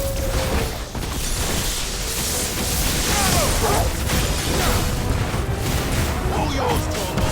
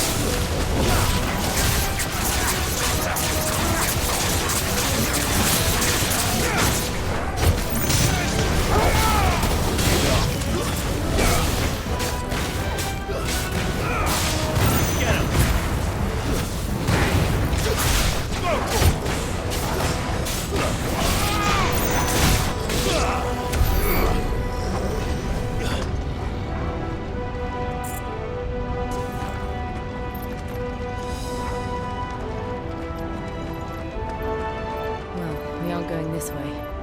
Let's look for another path.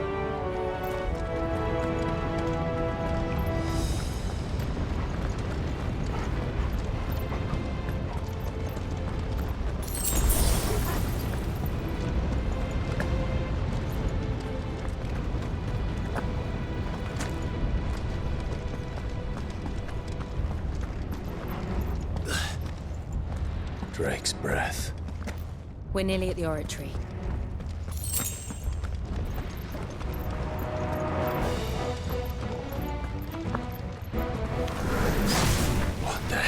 I have absolutely no idea. Well, whatever it is, I don't think it's friendly. Get him!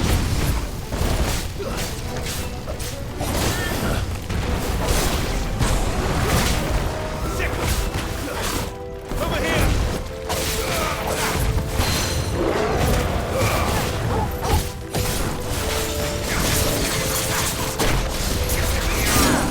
Get him!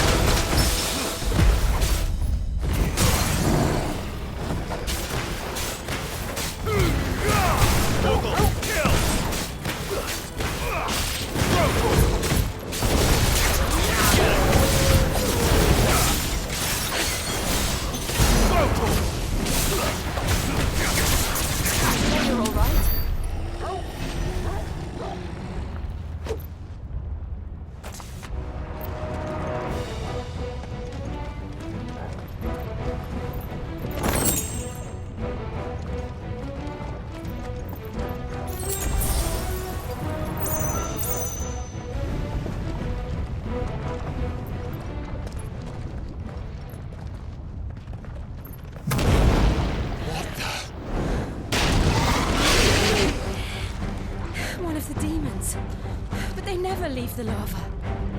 If I didn't know better, I think this volcano was about to erupt. Why attack us? They're peaceful creatures. Then this one must be the exception.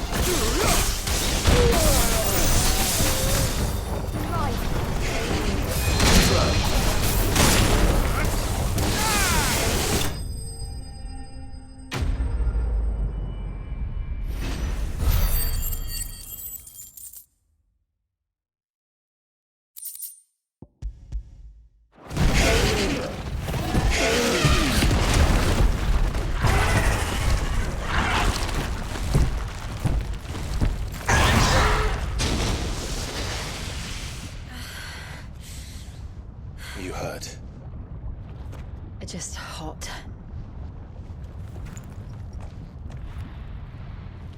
Thank you. Quite a commotion our friend made. Let's hope the guards didn't hear it. The gate to the inner chambers is just up there. Then we make for the sanctuary. I need to finish this. Before the heat finishes me. Hear, hear.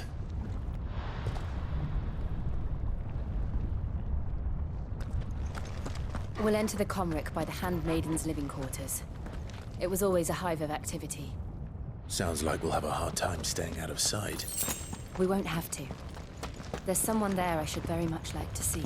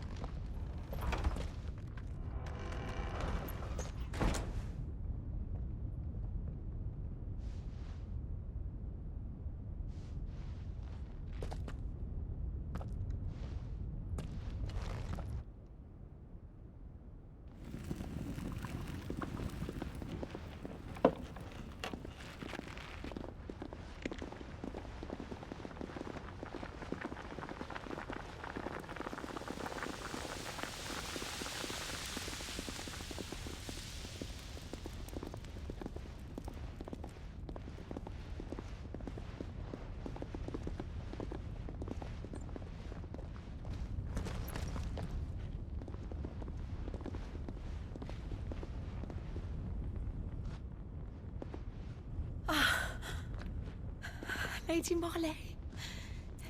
It's me. By the mother. Jill, it can't be.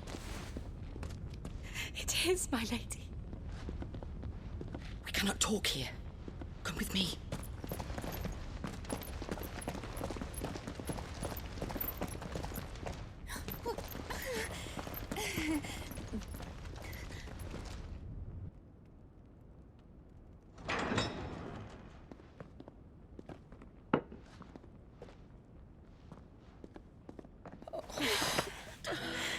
I'm so glad you're safe.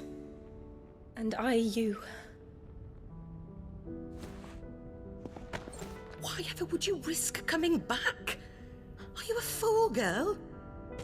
Or have you grown tired of your freedom already? Forgive me, my lady. But I had to come back. There are things I left undone. Tell me, where is the Patriarch?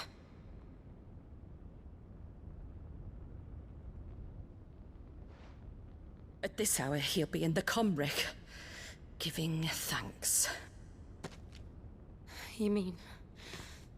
Oh, that fiend! Clive, we have to get to the sanctuary. Now.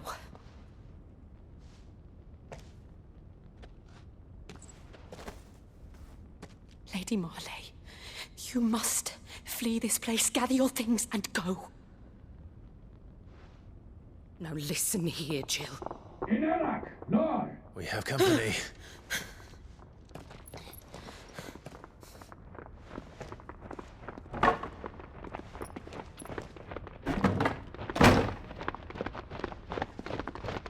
This way.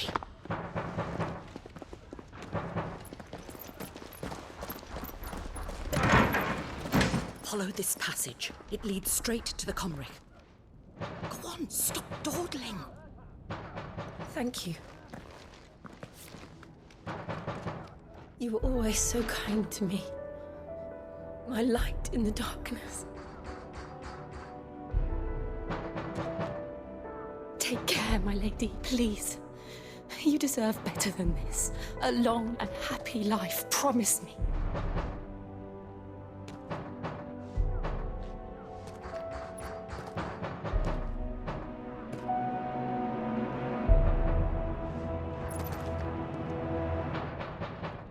I'll live if you promise to do the same.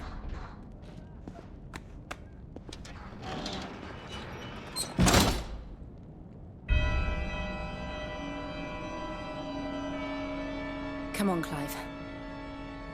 We're nearly at the comwreck. All right.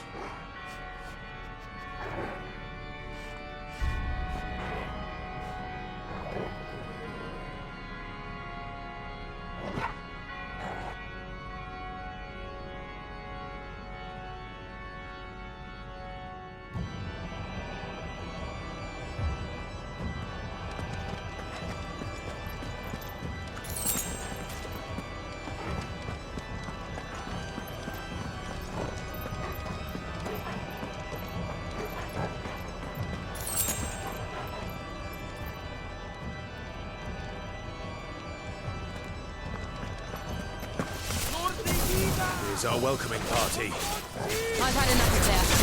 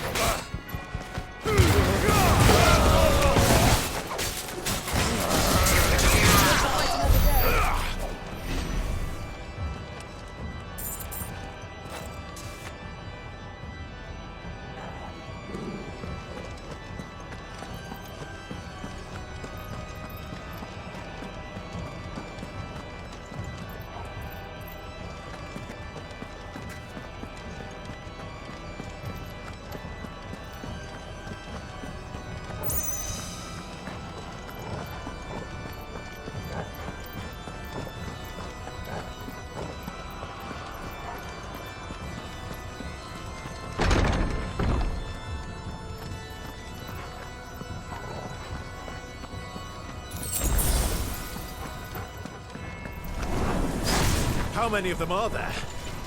Too many.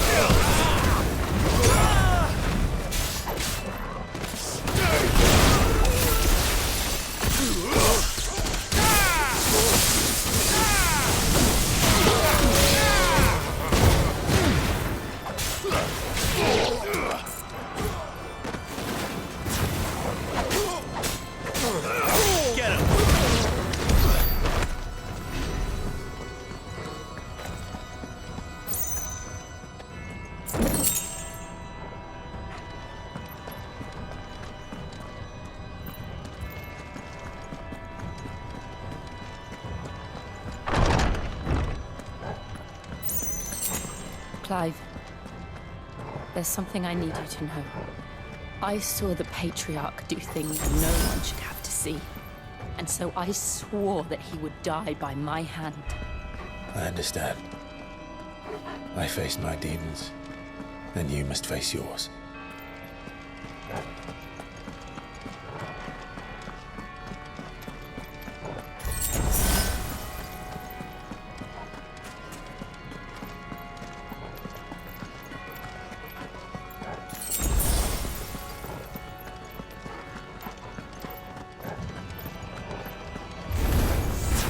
We're nearly there. Just one last push. Blessed song!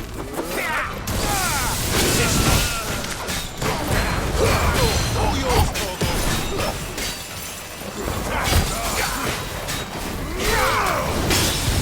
Get him!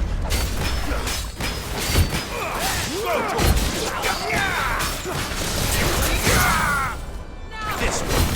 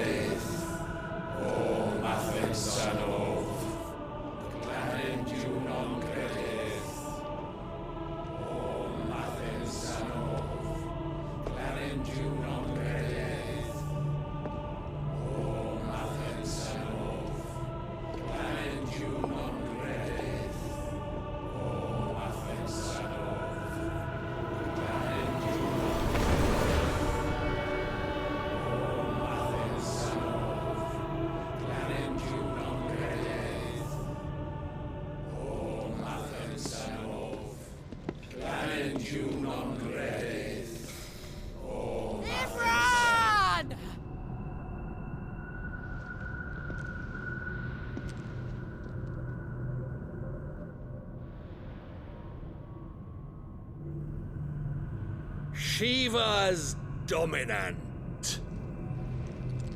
Come to beg forgiveness for your failure.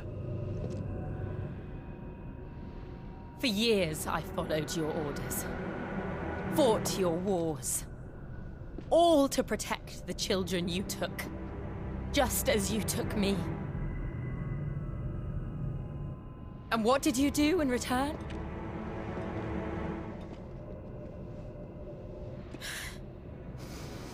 You put them in chains and you slit their throats!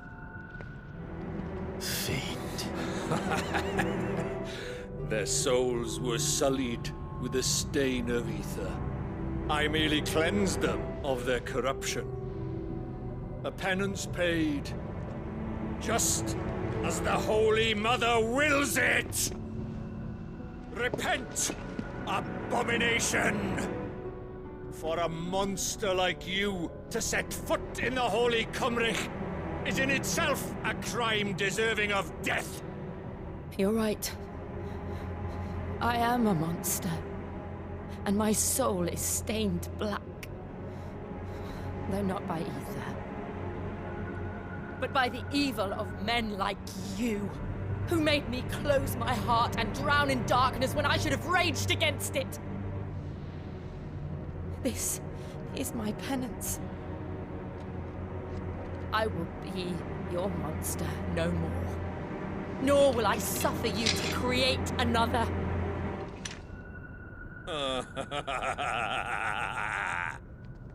Does the beast bare its teeth at its master?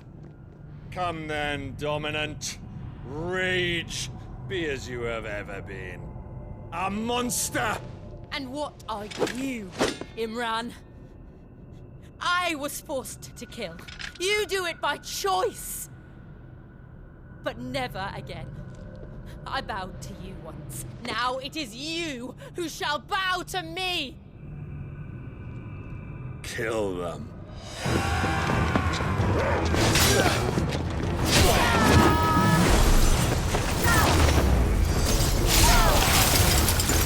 Now! Right!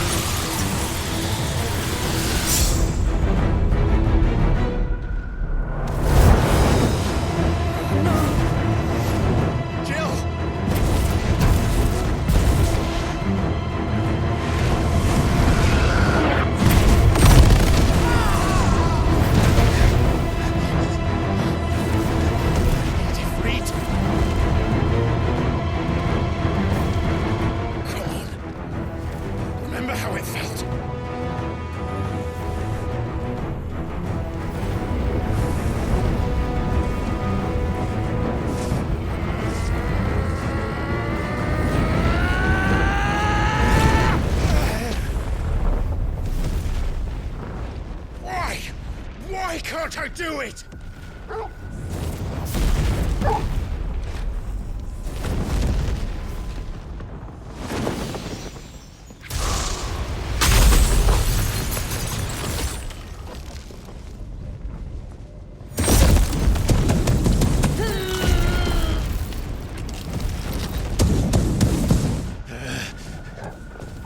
Please, just once.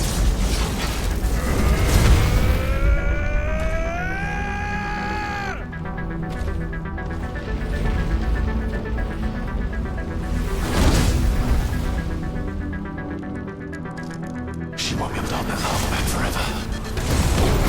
This quick. Let's try.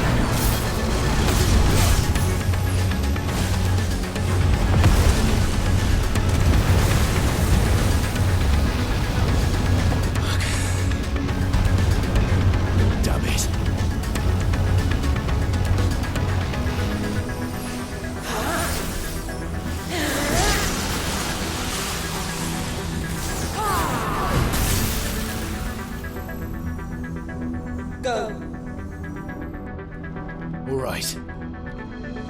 I won't take long. This one. Not good. Over here! Get him!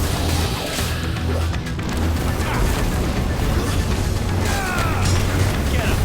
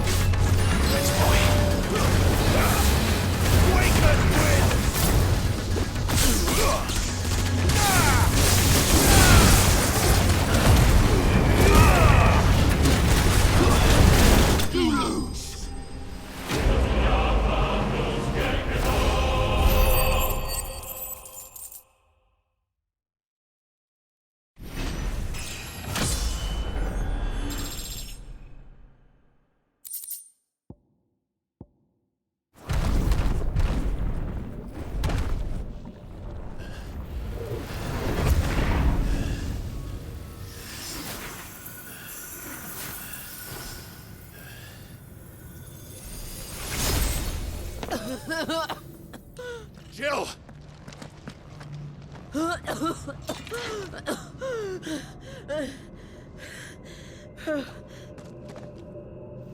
I'm going to finish this, Clive.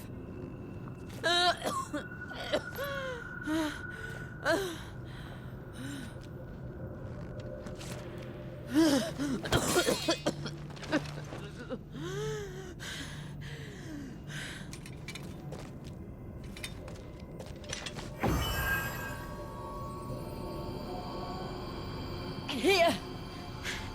Use this.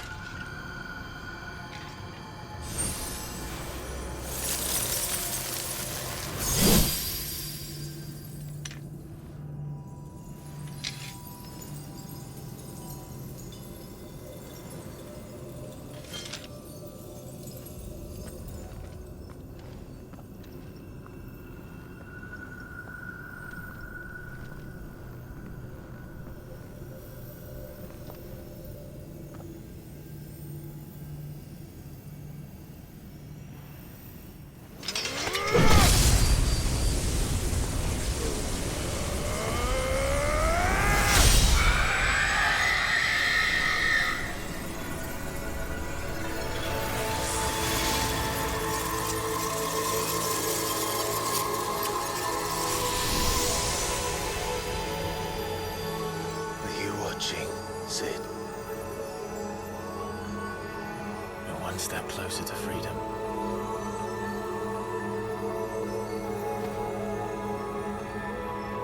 The crystal. What did you do to it? Oh. We destroyed it. What? But... Monster! Monster! Do you have any idea what you have done? I do, Father. I have killed the monster and become an outlaw.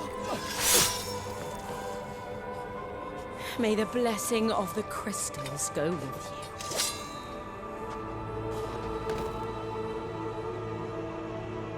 you. It's over. It is. And Shiva exacted her price. She did. Again, the burden fell to you. And I bore it willingly. This was a sin for which I had to atone. Now I can continue at your side with my head held high.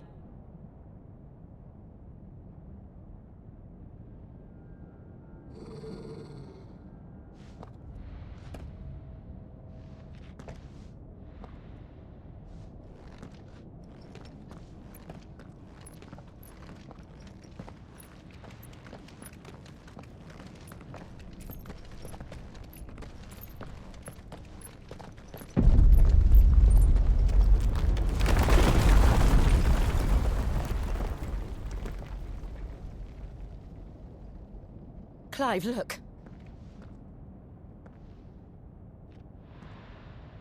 It's just like the one at Phoenix Gate.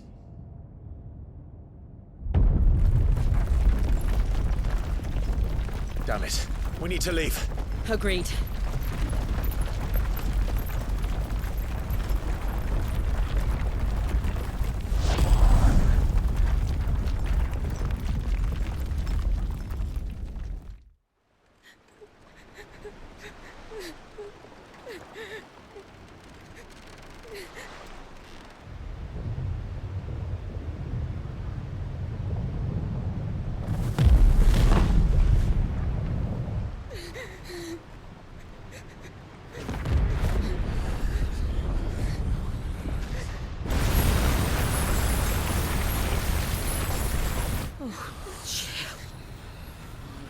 I kept my promise, and now you keep yours.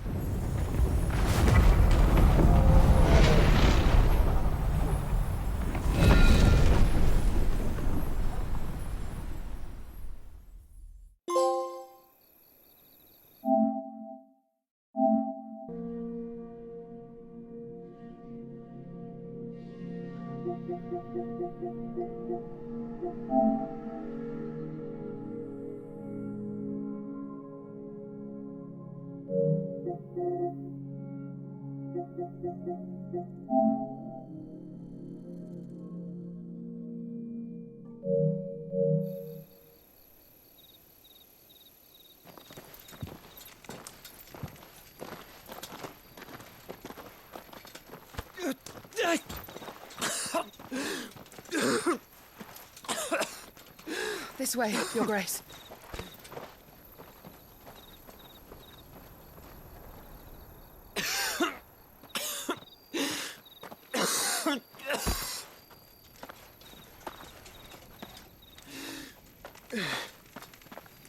You're bleeding. I have a tonic which will... I thank you for your kindness, truly. But I assure you, I will survive. Please, save your medicines for those who need them most. Oh, well, if you're sure.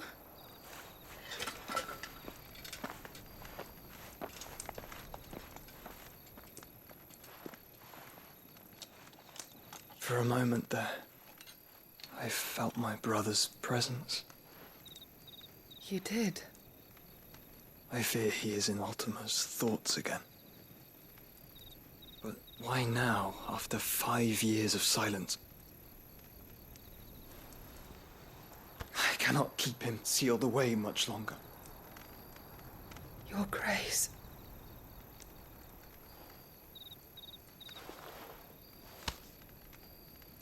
No, do not dirty your hands.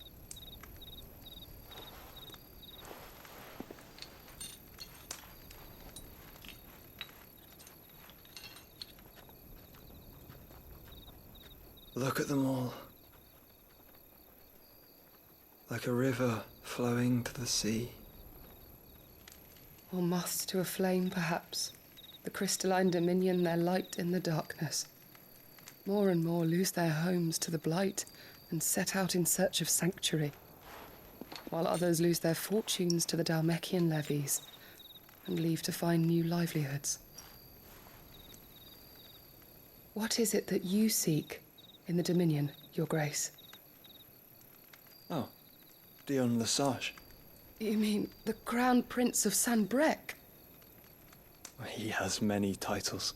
Dion the Bold, Prince of Dragoons, Odin's Nemesis, or simply Bahamut. I met him once, when we were children. He was a chivalrous soul even then, and has served his empire indefatigably ever since. And you are confident that he will listen to what you have to say? Our world lurches ever closer to the abyss, and a hidden hand ushers us onward. Ultima's influence extends to every nation, Sanbrec included. If His Highness is the man I believe him to be, and I pray that he is, this truth will not have escaped his notice.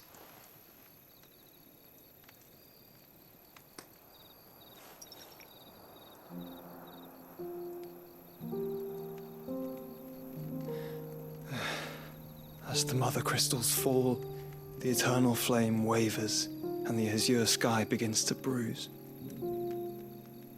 How lucky we were to be blessed by the crystals, and yet how spoiled. Like canaries in a gilded cage, growing fat on seed. But now, the bars are closing in, and we must take flight. Painful though it be to leave our home behind, it is what we must do to be free. Which is it that men cannot live without? A blessing that leads to damnation, or a freedom that leads to deprivation? I do not yet know the answer to that question. Do you, Clive? Your Grace, let us find a place to rest a while. We can return by the Dalmekian trail once you have recovered your strength. I realize your duty is pressing, but if your health should fail... I know. Thank you, Yote.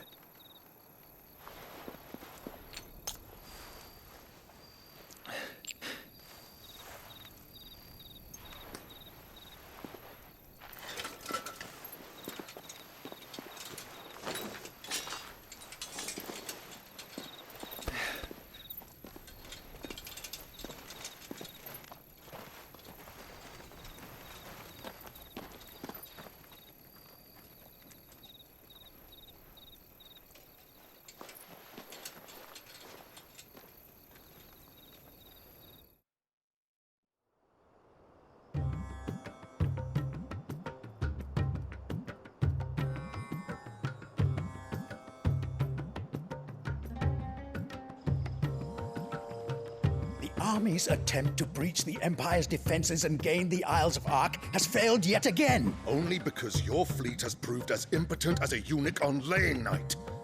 Would you rather we simply fell back to the capital? Enough, both of you. All here agree that the Empire cannot be allowed to maintain its illegitimate claim on the Dominion. However, our casualties mount with each passing day.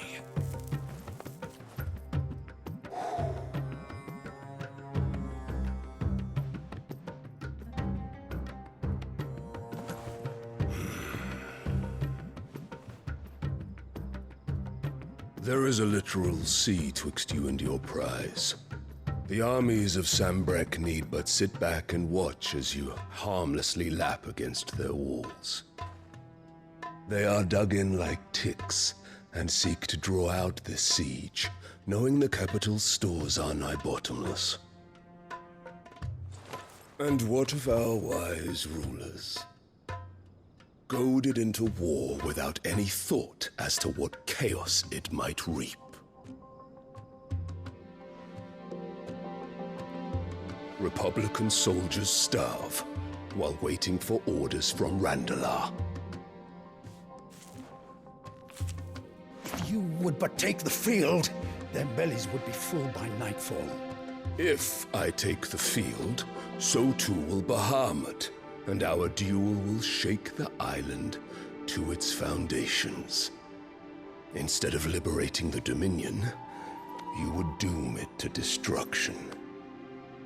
Unless that is what you desire.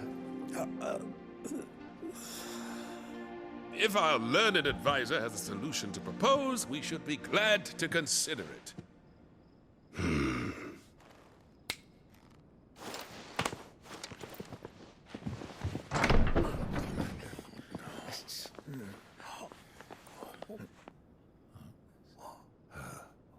Is that the Emperor's?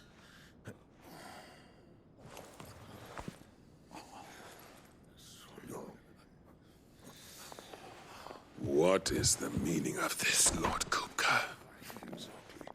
What it means is that I am disinclined to advise you any longer.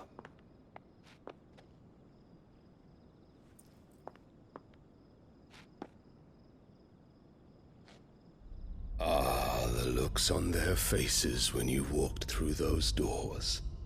A perfect picture of stupefaction. They could not believe their eyes.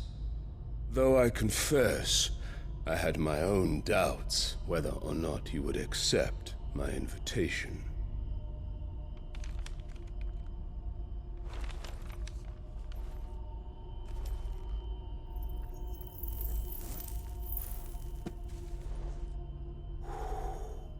Such shocking news. Sid isn't a son of a whore. He's the son of an empress. Your own dear Clive. Absurd. Who fed you these lies? I have never spent a moment among criminals, save at the gallows. I came here with my son, not to entertain your baseless accusations, but to put an end to the senseless hostilities between our nations. Very well. You need only agree to the terms I set out. Sid took the life of someone dear to me, a woman by the name of Benedicta. I swore to take his in turn. This would not be disagreeable to you, I take it. You would finally be rid of the stain on your noble name. In return, I will leave Sanbreque in your capable hands.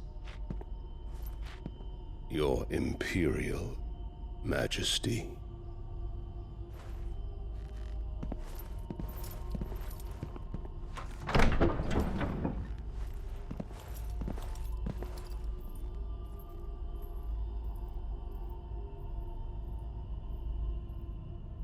And all for the love of a common whore.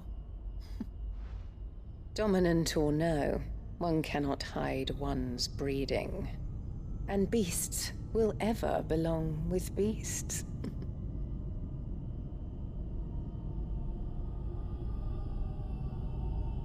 There are greater things in store for you, my darling Olivier. Soon enough, you shall be the crown prince of Sanbreque. And when your father goes to meet Great Grieger, you shall be emperor of all you survey. The old order shall come tumbling down, and you will rebuild the world in your glorious image. Soon.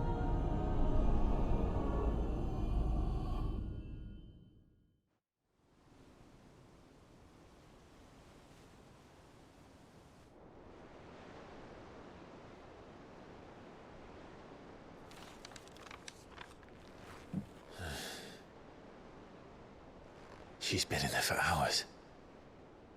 Something must be wrong.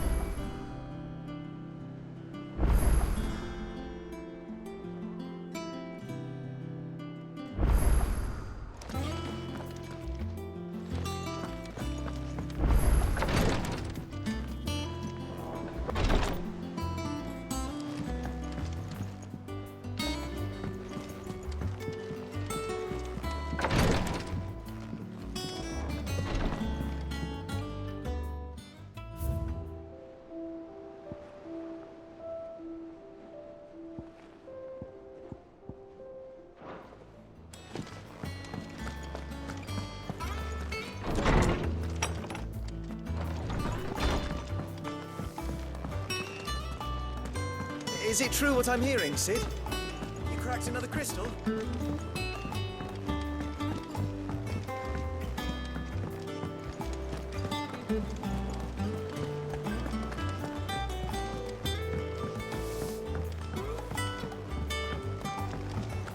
Our man in Dallimore mentioned that Cookies God had The calm before the storm, perhaps.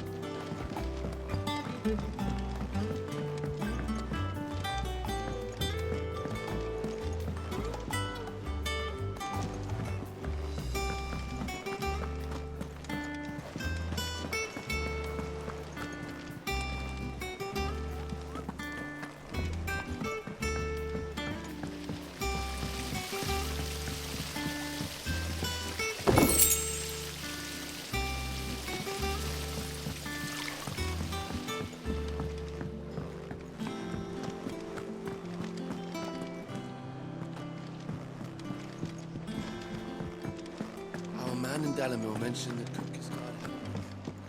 Calm before the storm, perhaps.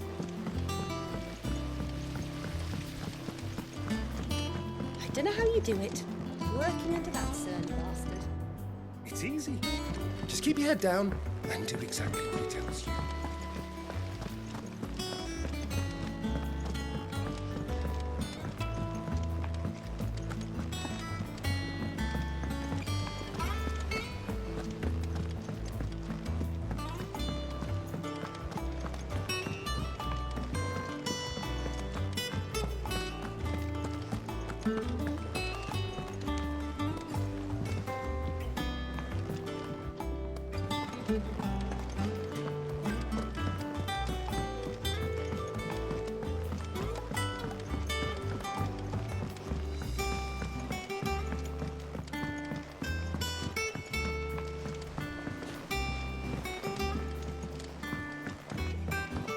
Let us know if you find any rotten planks.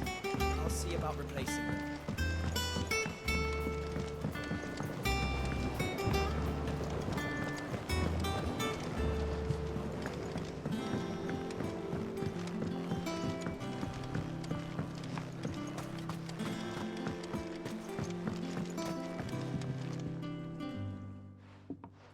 Sid, I know that when we came to the hideaway, we chose to let go of our past in order that we might focus on our future. We did. Nonetheless, I was wondering if... Well, I know you are from Rosaria, and I'm in need of someone with intimate knowledge of those lands. Apparently, the duchy is home to all manner of curative herbs found nowhere else in the realm. Among them is a flower called a morganbeard that increases the potency of lesser medicines. I can't say that I've had much practice healing. My youth was spent in the Bailey. A shame. You see, the hideaway relies heavily upon medicines procured from afar. And when those shipments are late, well, it's our sick who suffer. If we could find this flower and learn to grow it here, we might save many lives. However, as you are well aware, imperial occupation has rendered the roads unsafe for those like me, untrained in the military arts. Now, I'm not asking the busiest man in the hideaway to drop everything and make the journey for me, but if you happen to be in the duchy on other business... Tell me of these morganbeards, then. But of course. If my old tomes are to be believed, the flowers are bright yellow and as large as goblins' eyes. Oh, and they grow in the marshes of Sorrowise. If I am to propagate them here in the backyard, I will require several samples, preferably of blooms which have already gone to seed. And before I forget, I do seem to recall learning in the course of my research that their odor has the tendency to attract unsavory creatures. Nothing you cannot handle, though, I'm sure.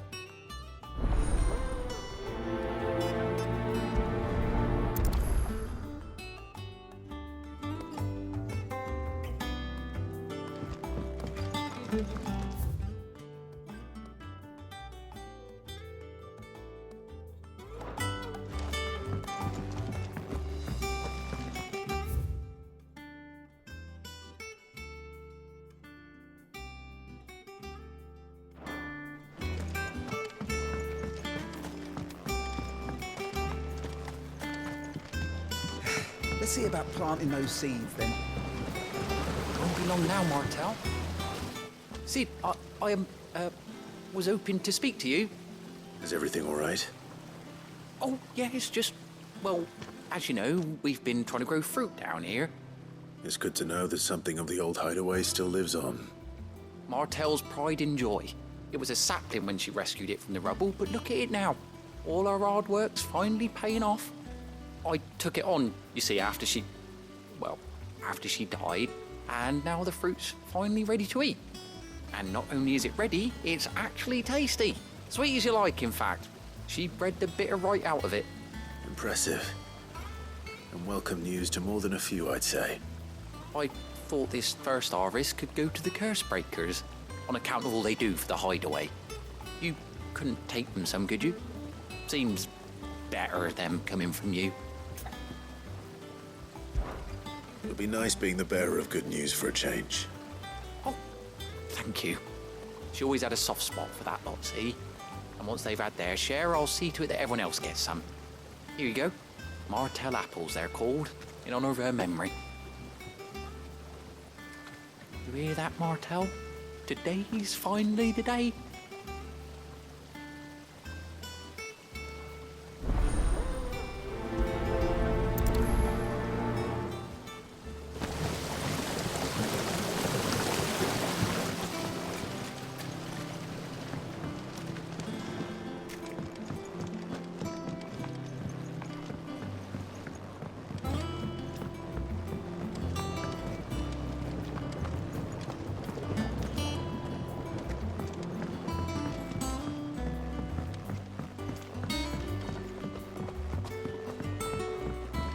Let us know if you find any rotten planks. I'll see about replacing them.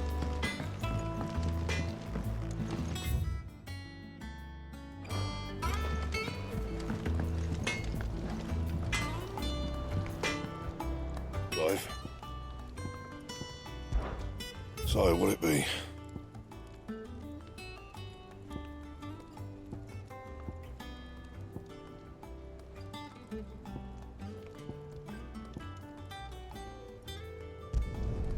Not bad, if I do say so myself.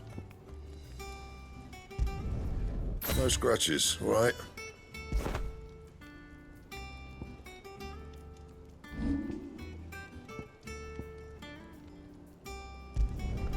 You can thank me later. Yeah, that should do you.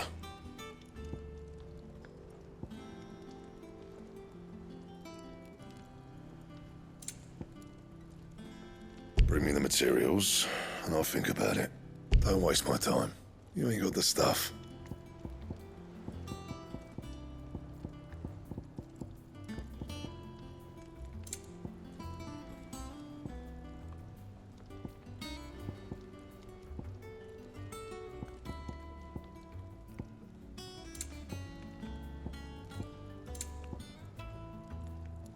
That it?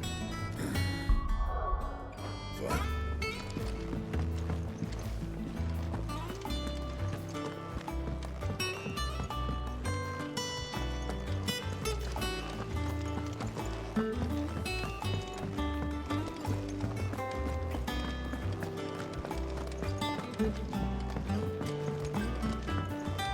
One day, I want to sail all the way to the shore.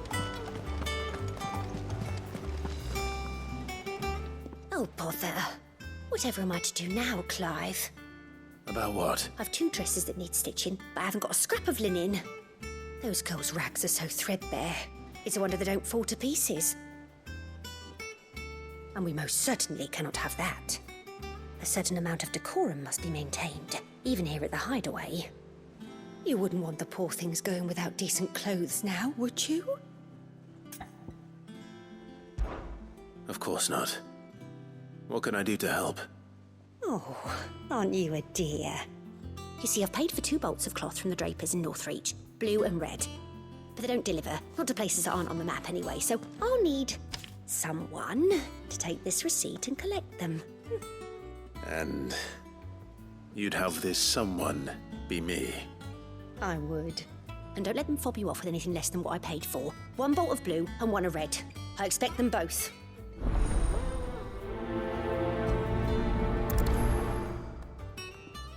They said they'd give us new clothes, but we've no coin.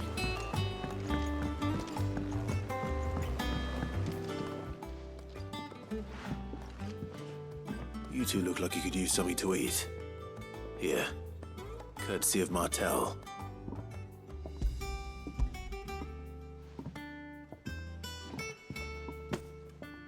Martell. Now, where have I heard that name before? Weren't she the girl from the Furrows? Course she was. An odd sort, that one. Loved plants more than people. Aye, and brave as a bane might. Remember when she ran back into the hideaway to collect them trees when Titan attacked? Wait, These aren't those apples, are they? Well, I'll be. She'd have been proud, and rightly so. Thank you, Sid.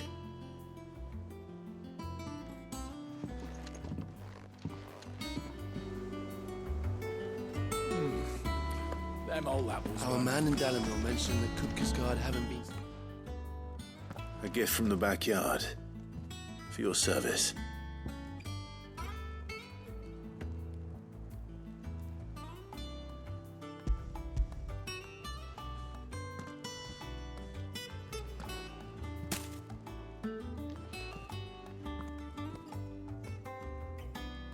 Blimey, these take me back.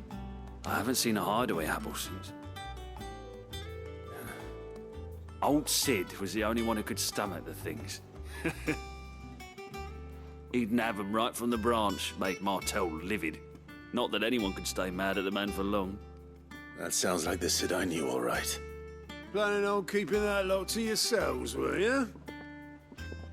Hang on. These aren't Martels, are they?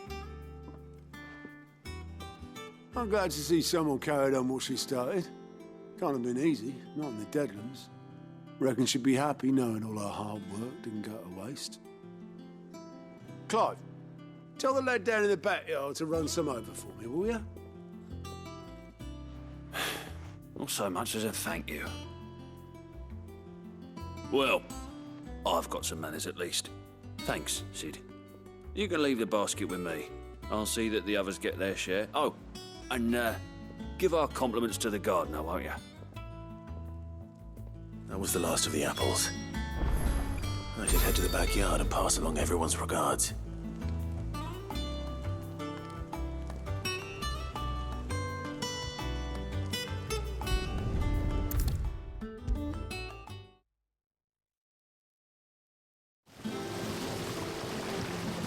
The Cursebreakers sent their thanks. And their compliments. They were clearly very fond of Martel. They remembered her. After all these years. I suppose she was very kind, even to a tongue-tied lummox like me. You were one of the good ones, Martel. Why did you have to die? She put everything into her work. She wasn't going to rest until we had fruit sweet enough to enjoy. And now we do. When she died, I named a sapling after her. And now it's a full-grown tree. Martel lives on through the fruit it bears. And through you. Her dream would have died with her, had you not kept it alive. That's something to be proud of. I didn't do anything really, but thank you. You're kinder to me than I deserve. By the way, Otto's expecting some of your crop. And I wouldn't mind some of it either, if that's not too much to ask. Of course not. I'll see that you're both well provided for. They like your fruit, Martel. Isn't that wonderful? I'd say it's about time we planted you some siblings, don't you think?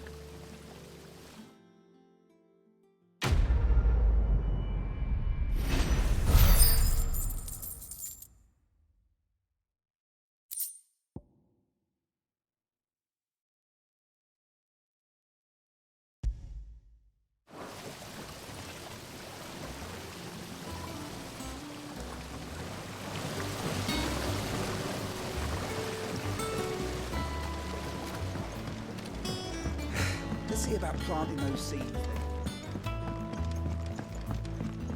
Morganbeards supposedly favor the dampest of climes.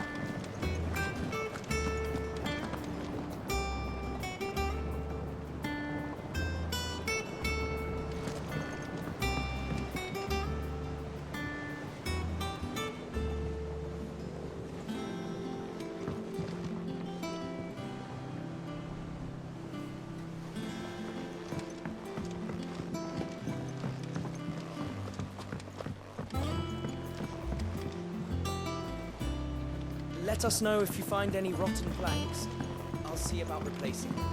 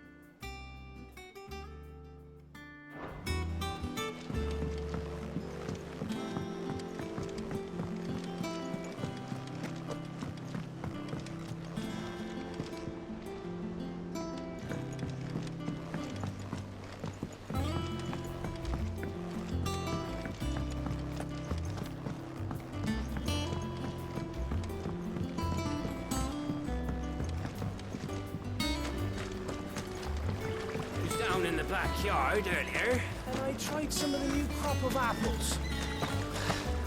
Never tasted anything like it. Sid! I hear you're planning to visit another Mother Crystal. How did I hear you ask? Some habits die hard, I suppose. But you needn't worry. We're all on the same side now.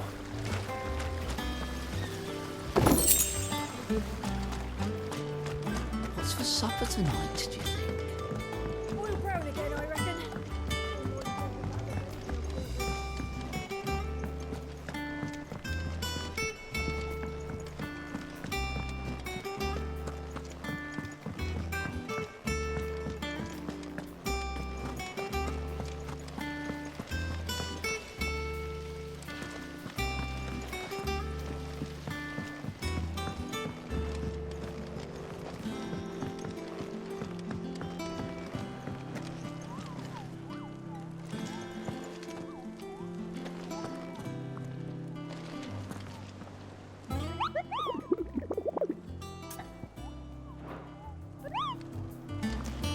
Man in Dalamore mentioned the Kupka's guard haven't been seen.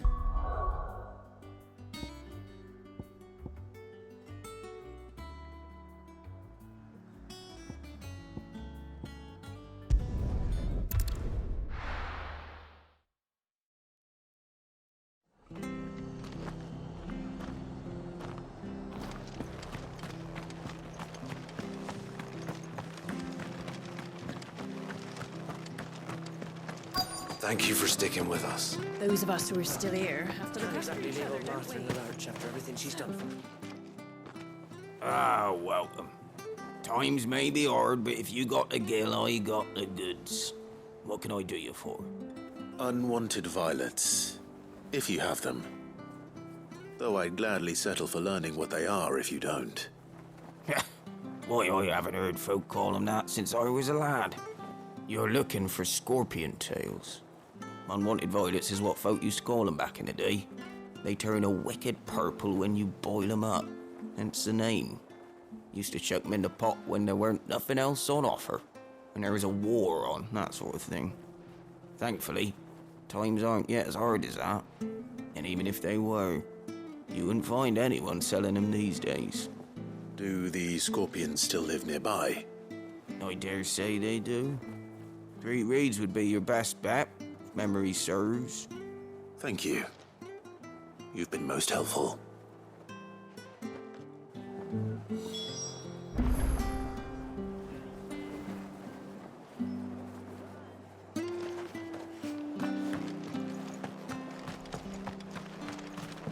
It'll take ages to take.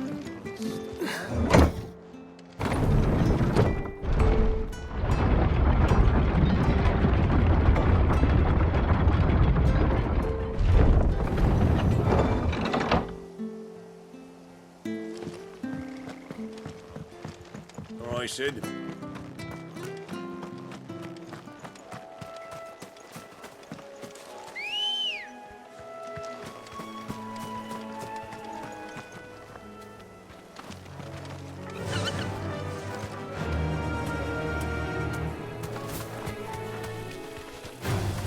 Don't get surrounded.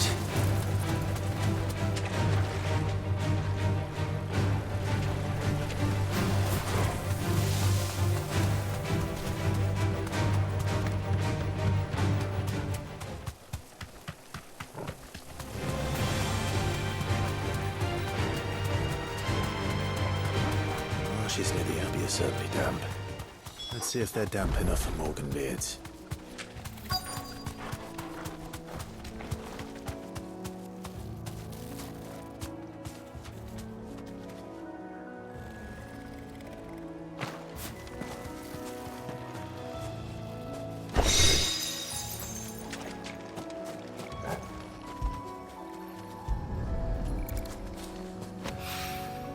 Bright yellow.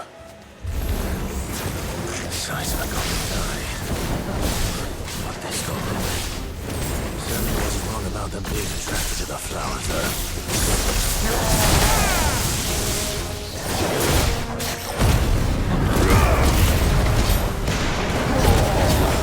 Nice try. Over here!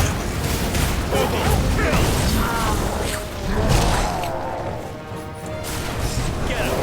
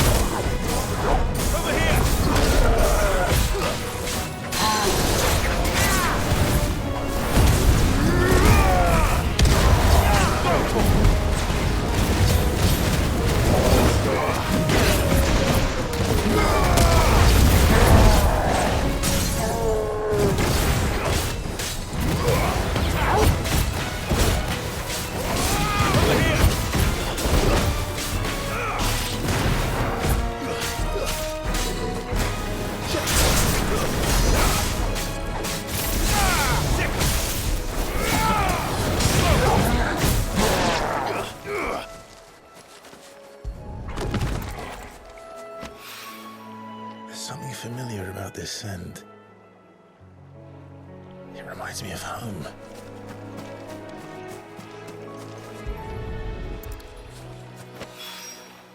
Hopefully this will be enough. I've had my fill of goblins.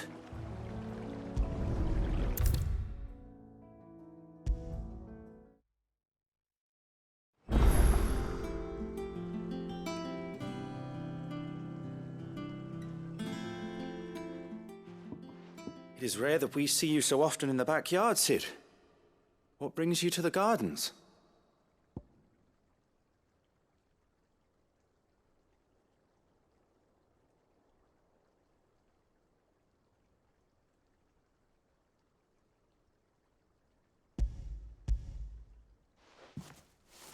I found your flowers. Yes, wonderful. These are almost identical to the plates in my tome. Did you have any trouble locating them? Finding them was the easy part, but it's odd. They remind me of my childhood somehow. I don't remember these flowers specifically, but we must have grown them in the castle garden. If the petals are meant to improve the effectiveness of medicines, it's possible that the court physicers grew them for the tinctures and treatments they made my brother. If the ducal healers were convinced of their properties, that is all the more reason to begin growing our own supply here. Oh, allow me to use some of the flowers you brought me to make something that might aid you on your travels. I need only a moment to extract the essence from the petals.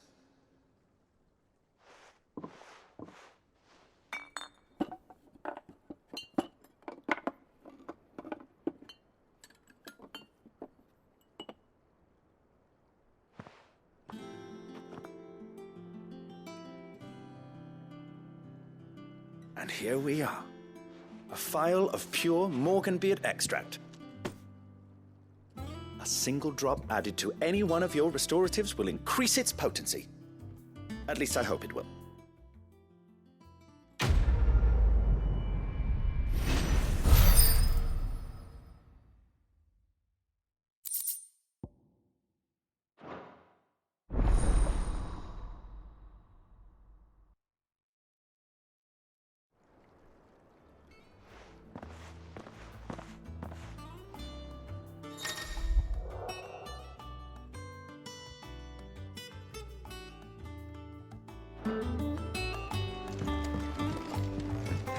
Let's see about planting those seeds then.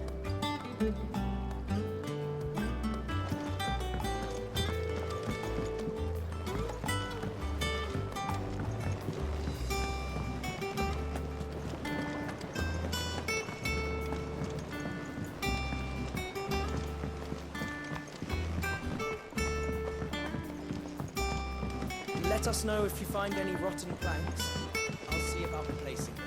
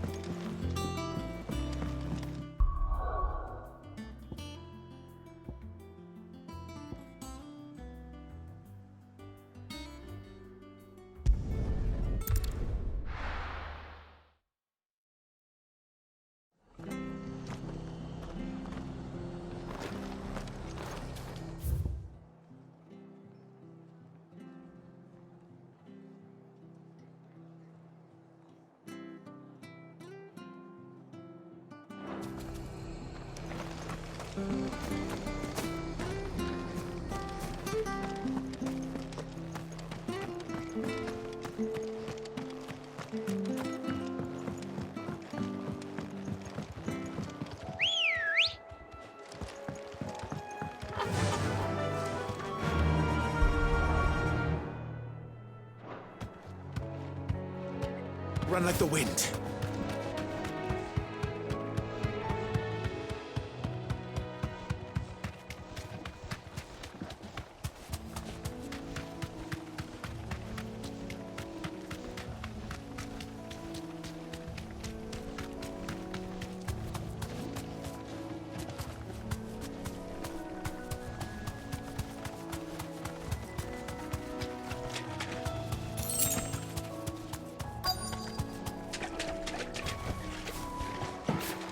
Scorpions. At least I know what I'm up against.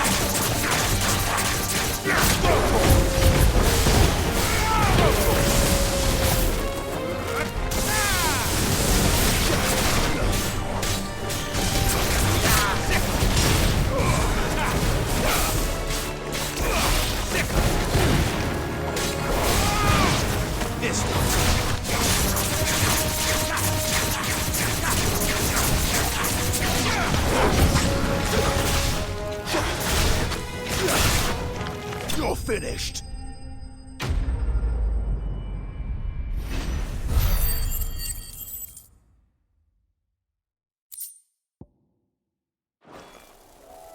I better get this back to Yvonne before it goes bad.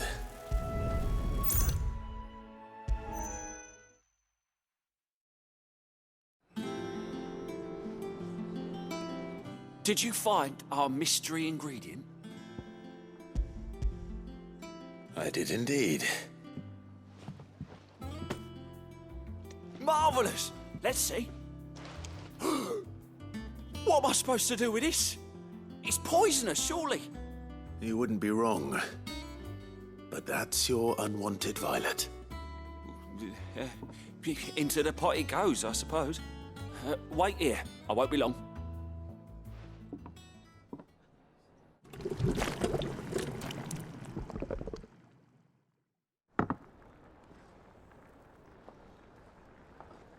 I present Chance's Stew, risen once again from the ashes of obscurity.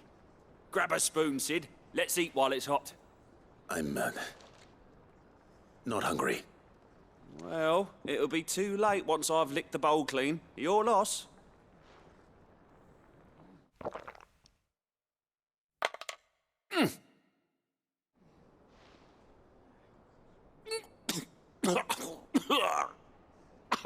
Odin's teeth.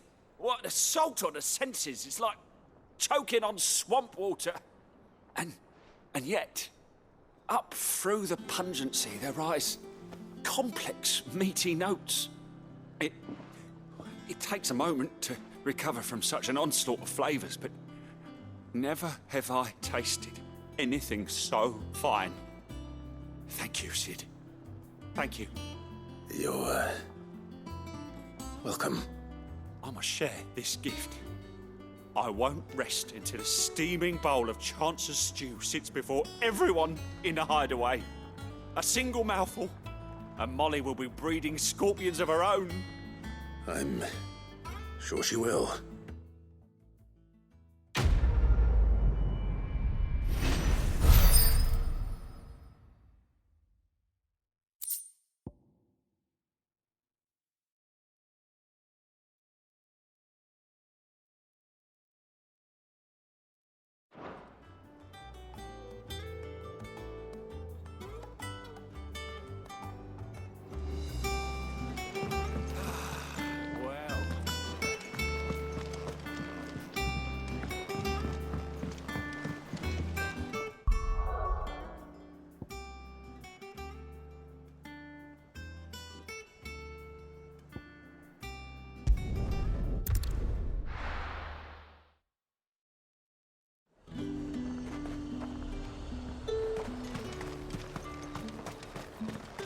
Let's hope the draper has Hortense's cloth.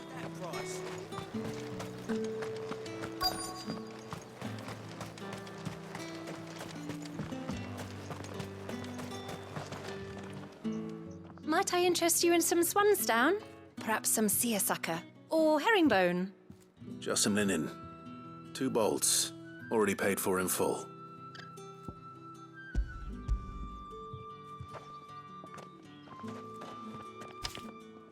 Apologies, my lord, but your items aren't here. They were due to arrive on a caravan from Bocklad, but there's been little traffic on the road these past few days. My mother thinks it might be bandits, but she always thinks it's bandits. It usually is. So I assume the caravan will be coming from the south. Yes, hopefully carrying all manner of spice and sundries. Wait, you aren't thinking of... Going to find it. That's exactly what I'm thinking. Oh, well then, be safe.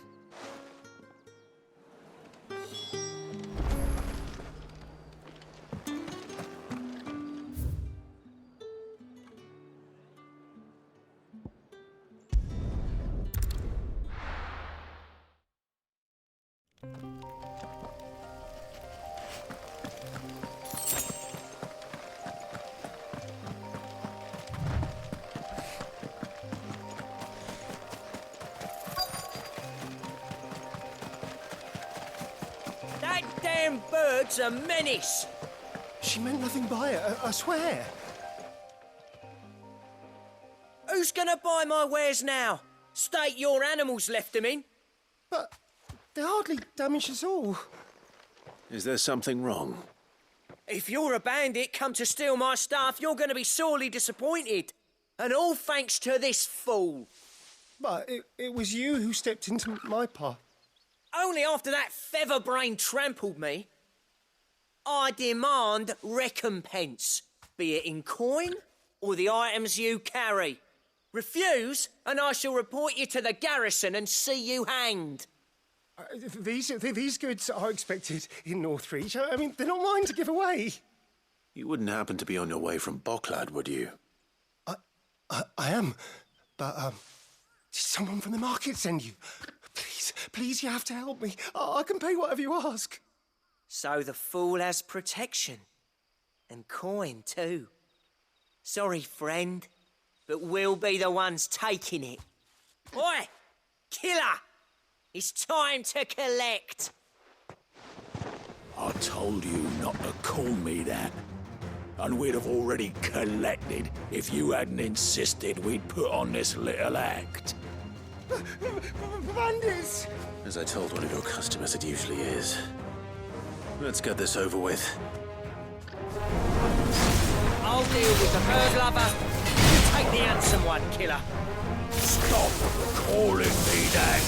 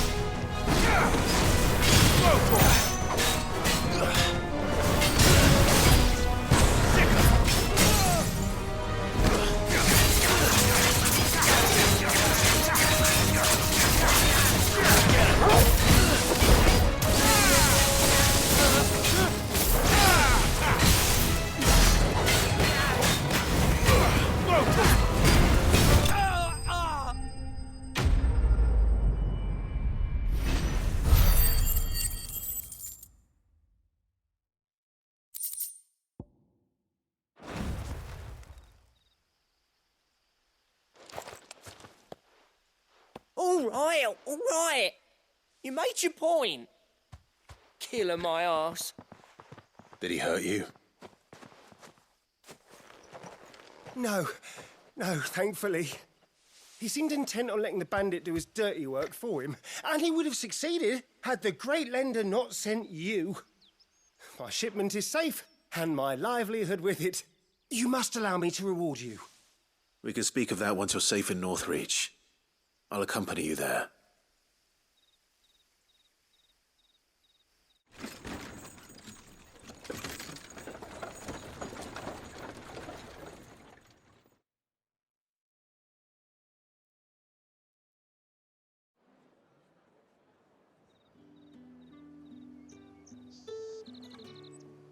So you and my mother were right. It is always bandits. And were it not for the kindness of our free sword here, you'd be buying your order back from them at twice the price. Now, if you don't mind, I have a pressing appointment at the Vale before my return to Bocklad. Farewell. Oh, I almost forgot. I suppose you'll be wanting your linen. You'll be happy to know both bolts arrived safely along with the rest of the delivery. I've also added a few extra lengths of our finest fabrics to the bundle. Free of charge. Are you sure? My mother would insist. It's the least we can do for the man who saved our shipment. That's that done then. Now it's back to Hortense with her cloth.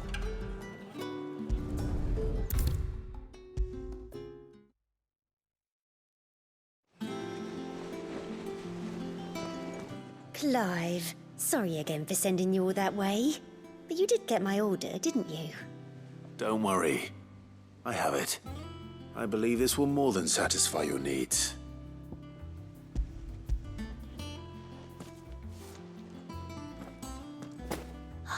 Let's see here. One bolt of red, one bolt of blue. What's this? I don't recall ordering any silk or velvet or... Is this gold work? Krieger's ghost. If that devilet of a draper expects me to pay for these... You needn't worry on that score, Hortense. They were a gift. For services rendered. I can always return them if you like. Oh, no. Oh, there's no need to be hasty now, Clive. I'm sure I can put all three to good use. Speaking of which one's most to your liking? I don't know.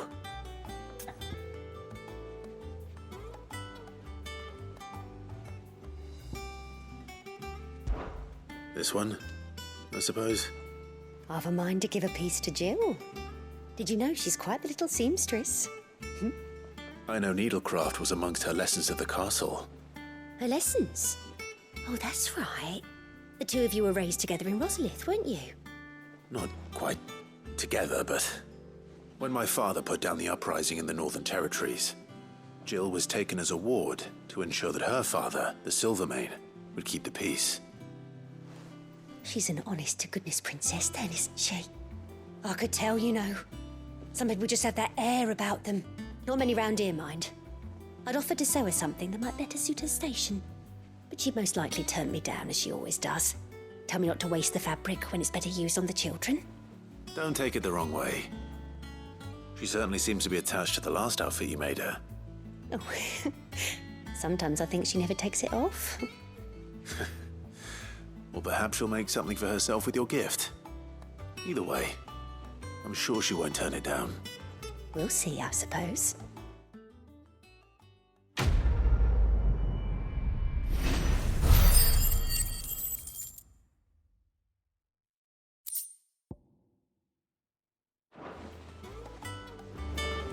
Lady Hortense said she'd give us our dresses soon.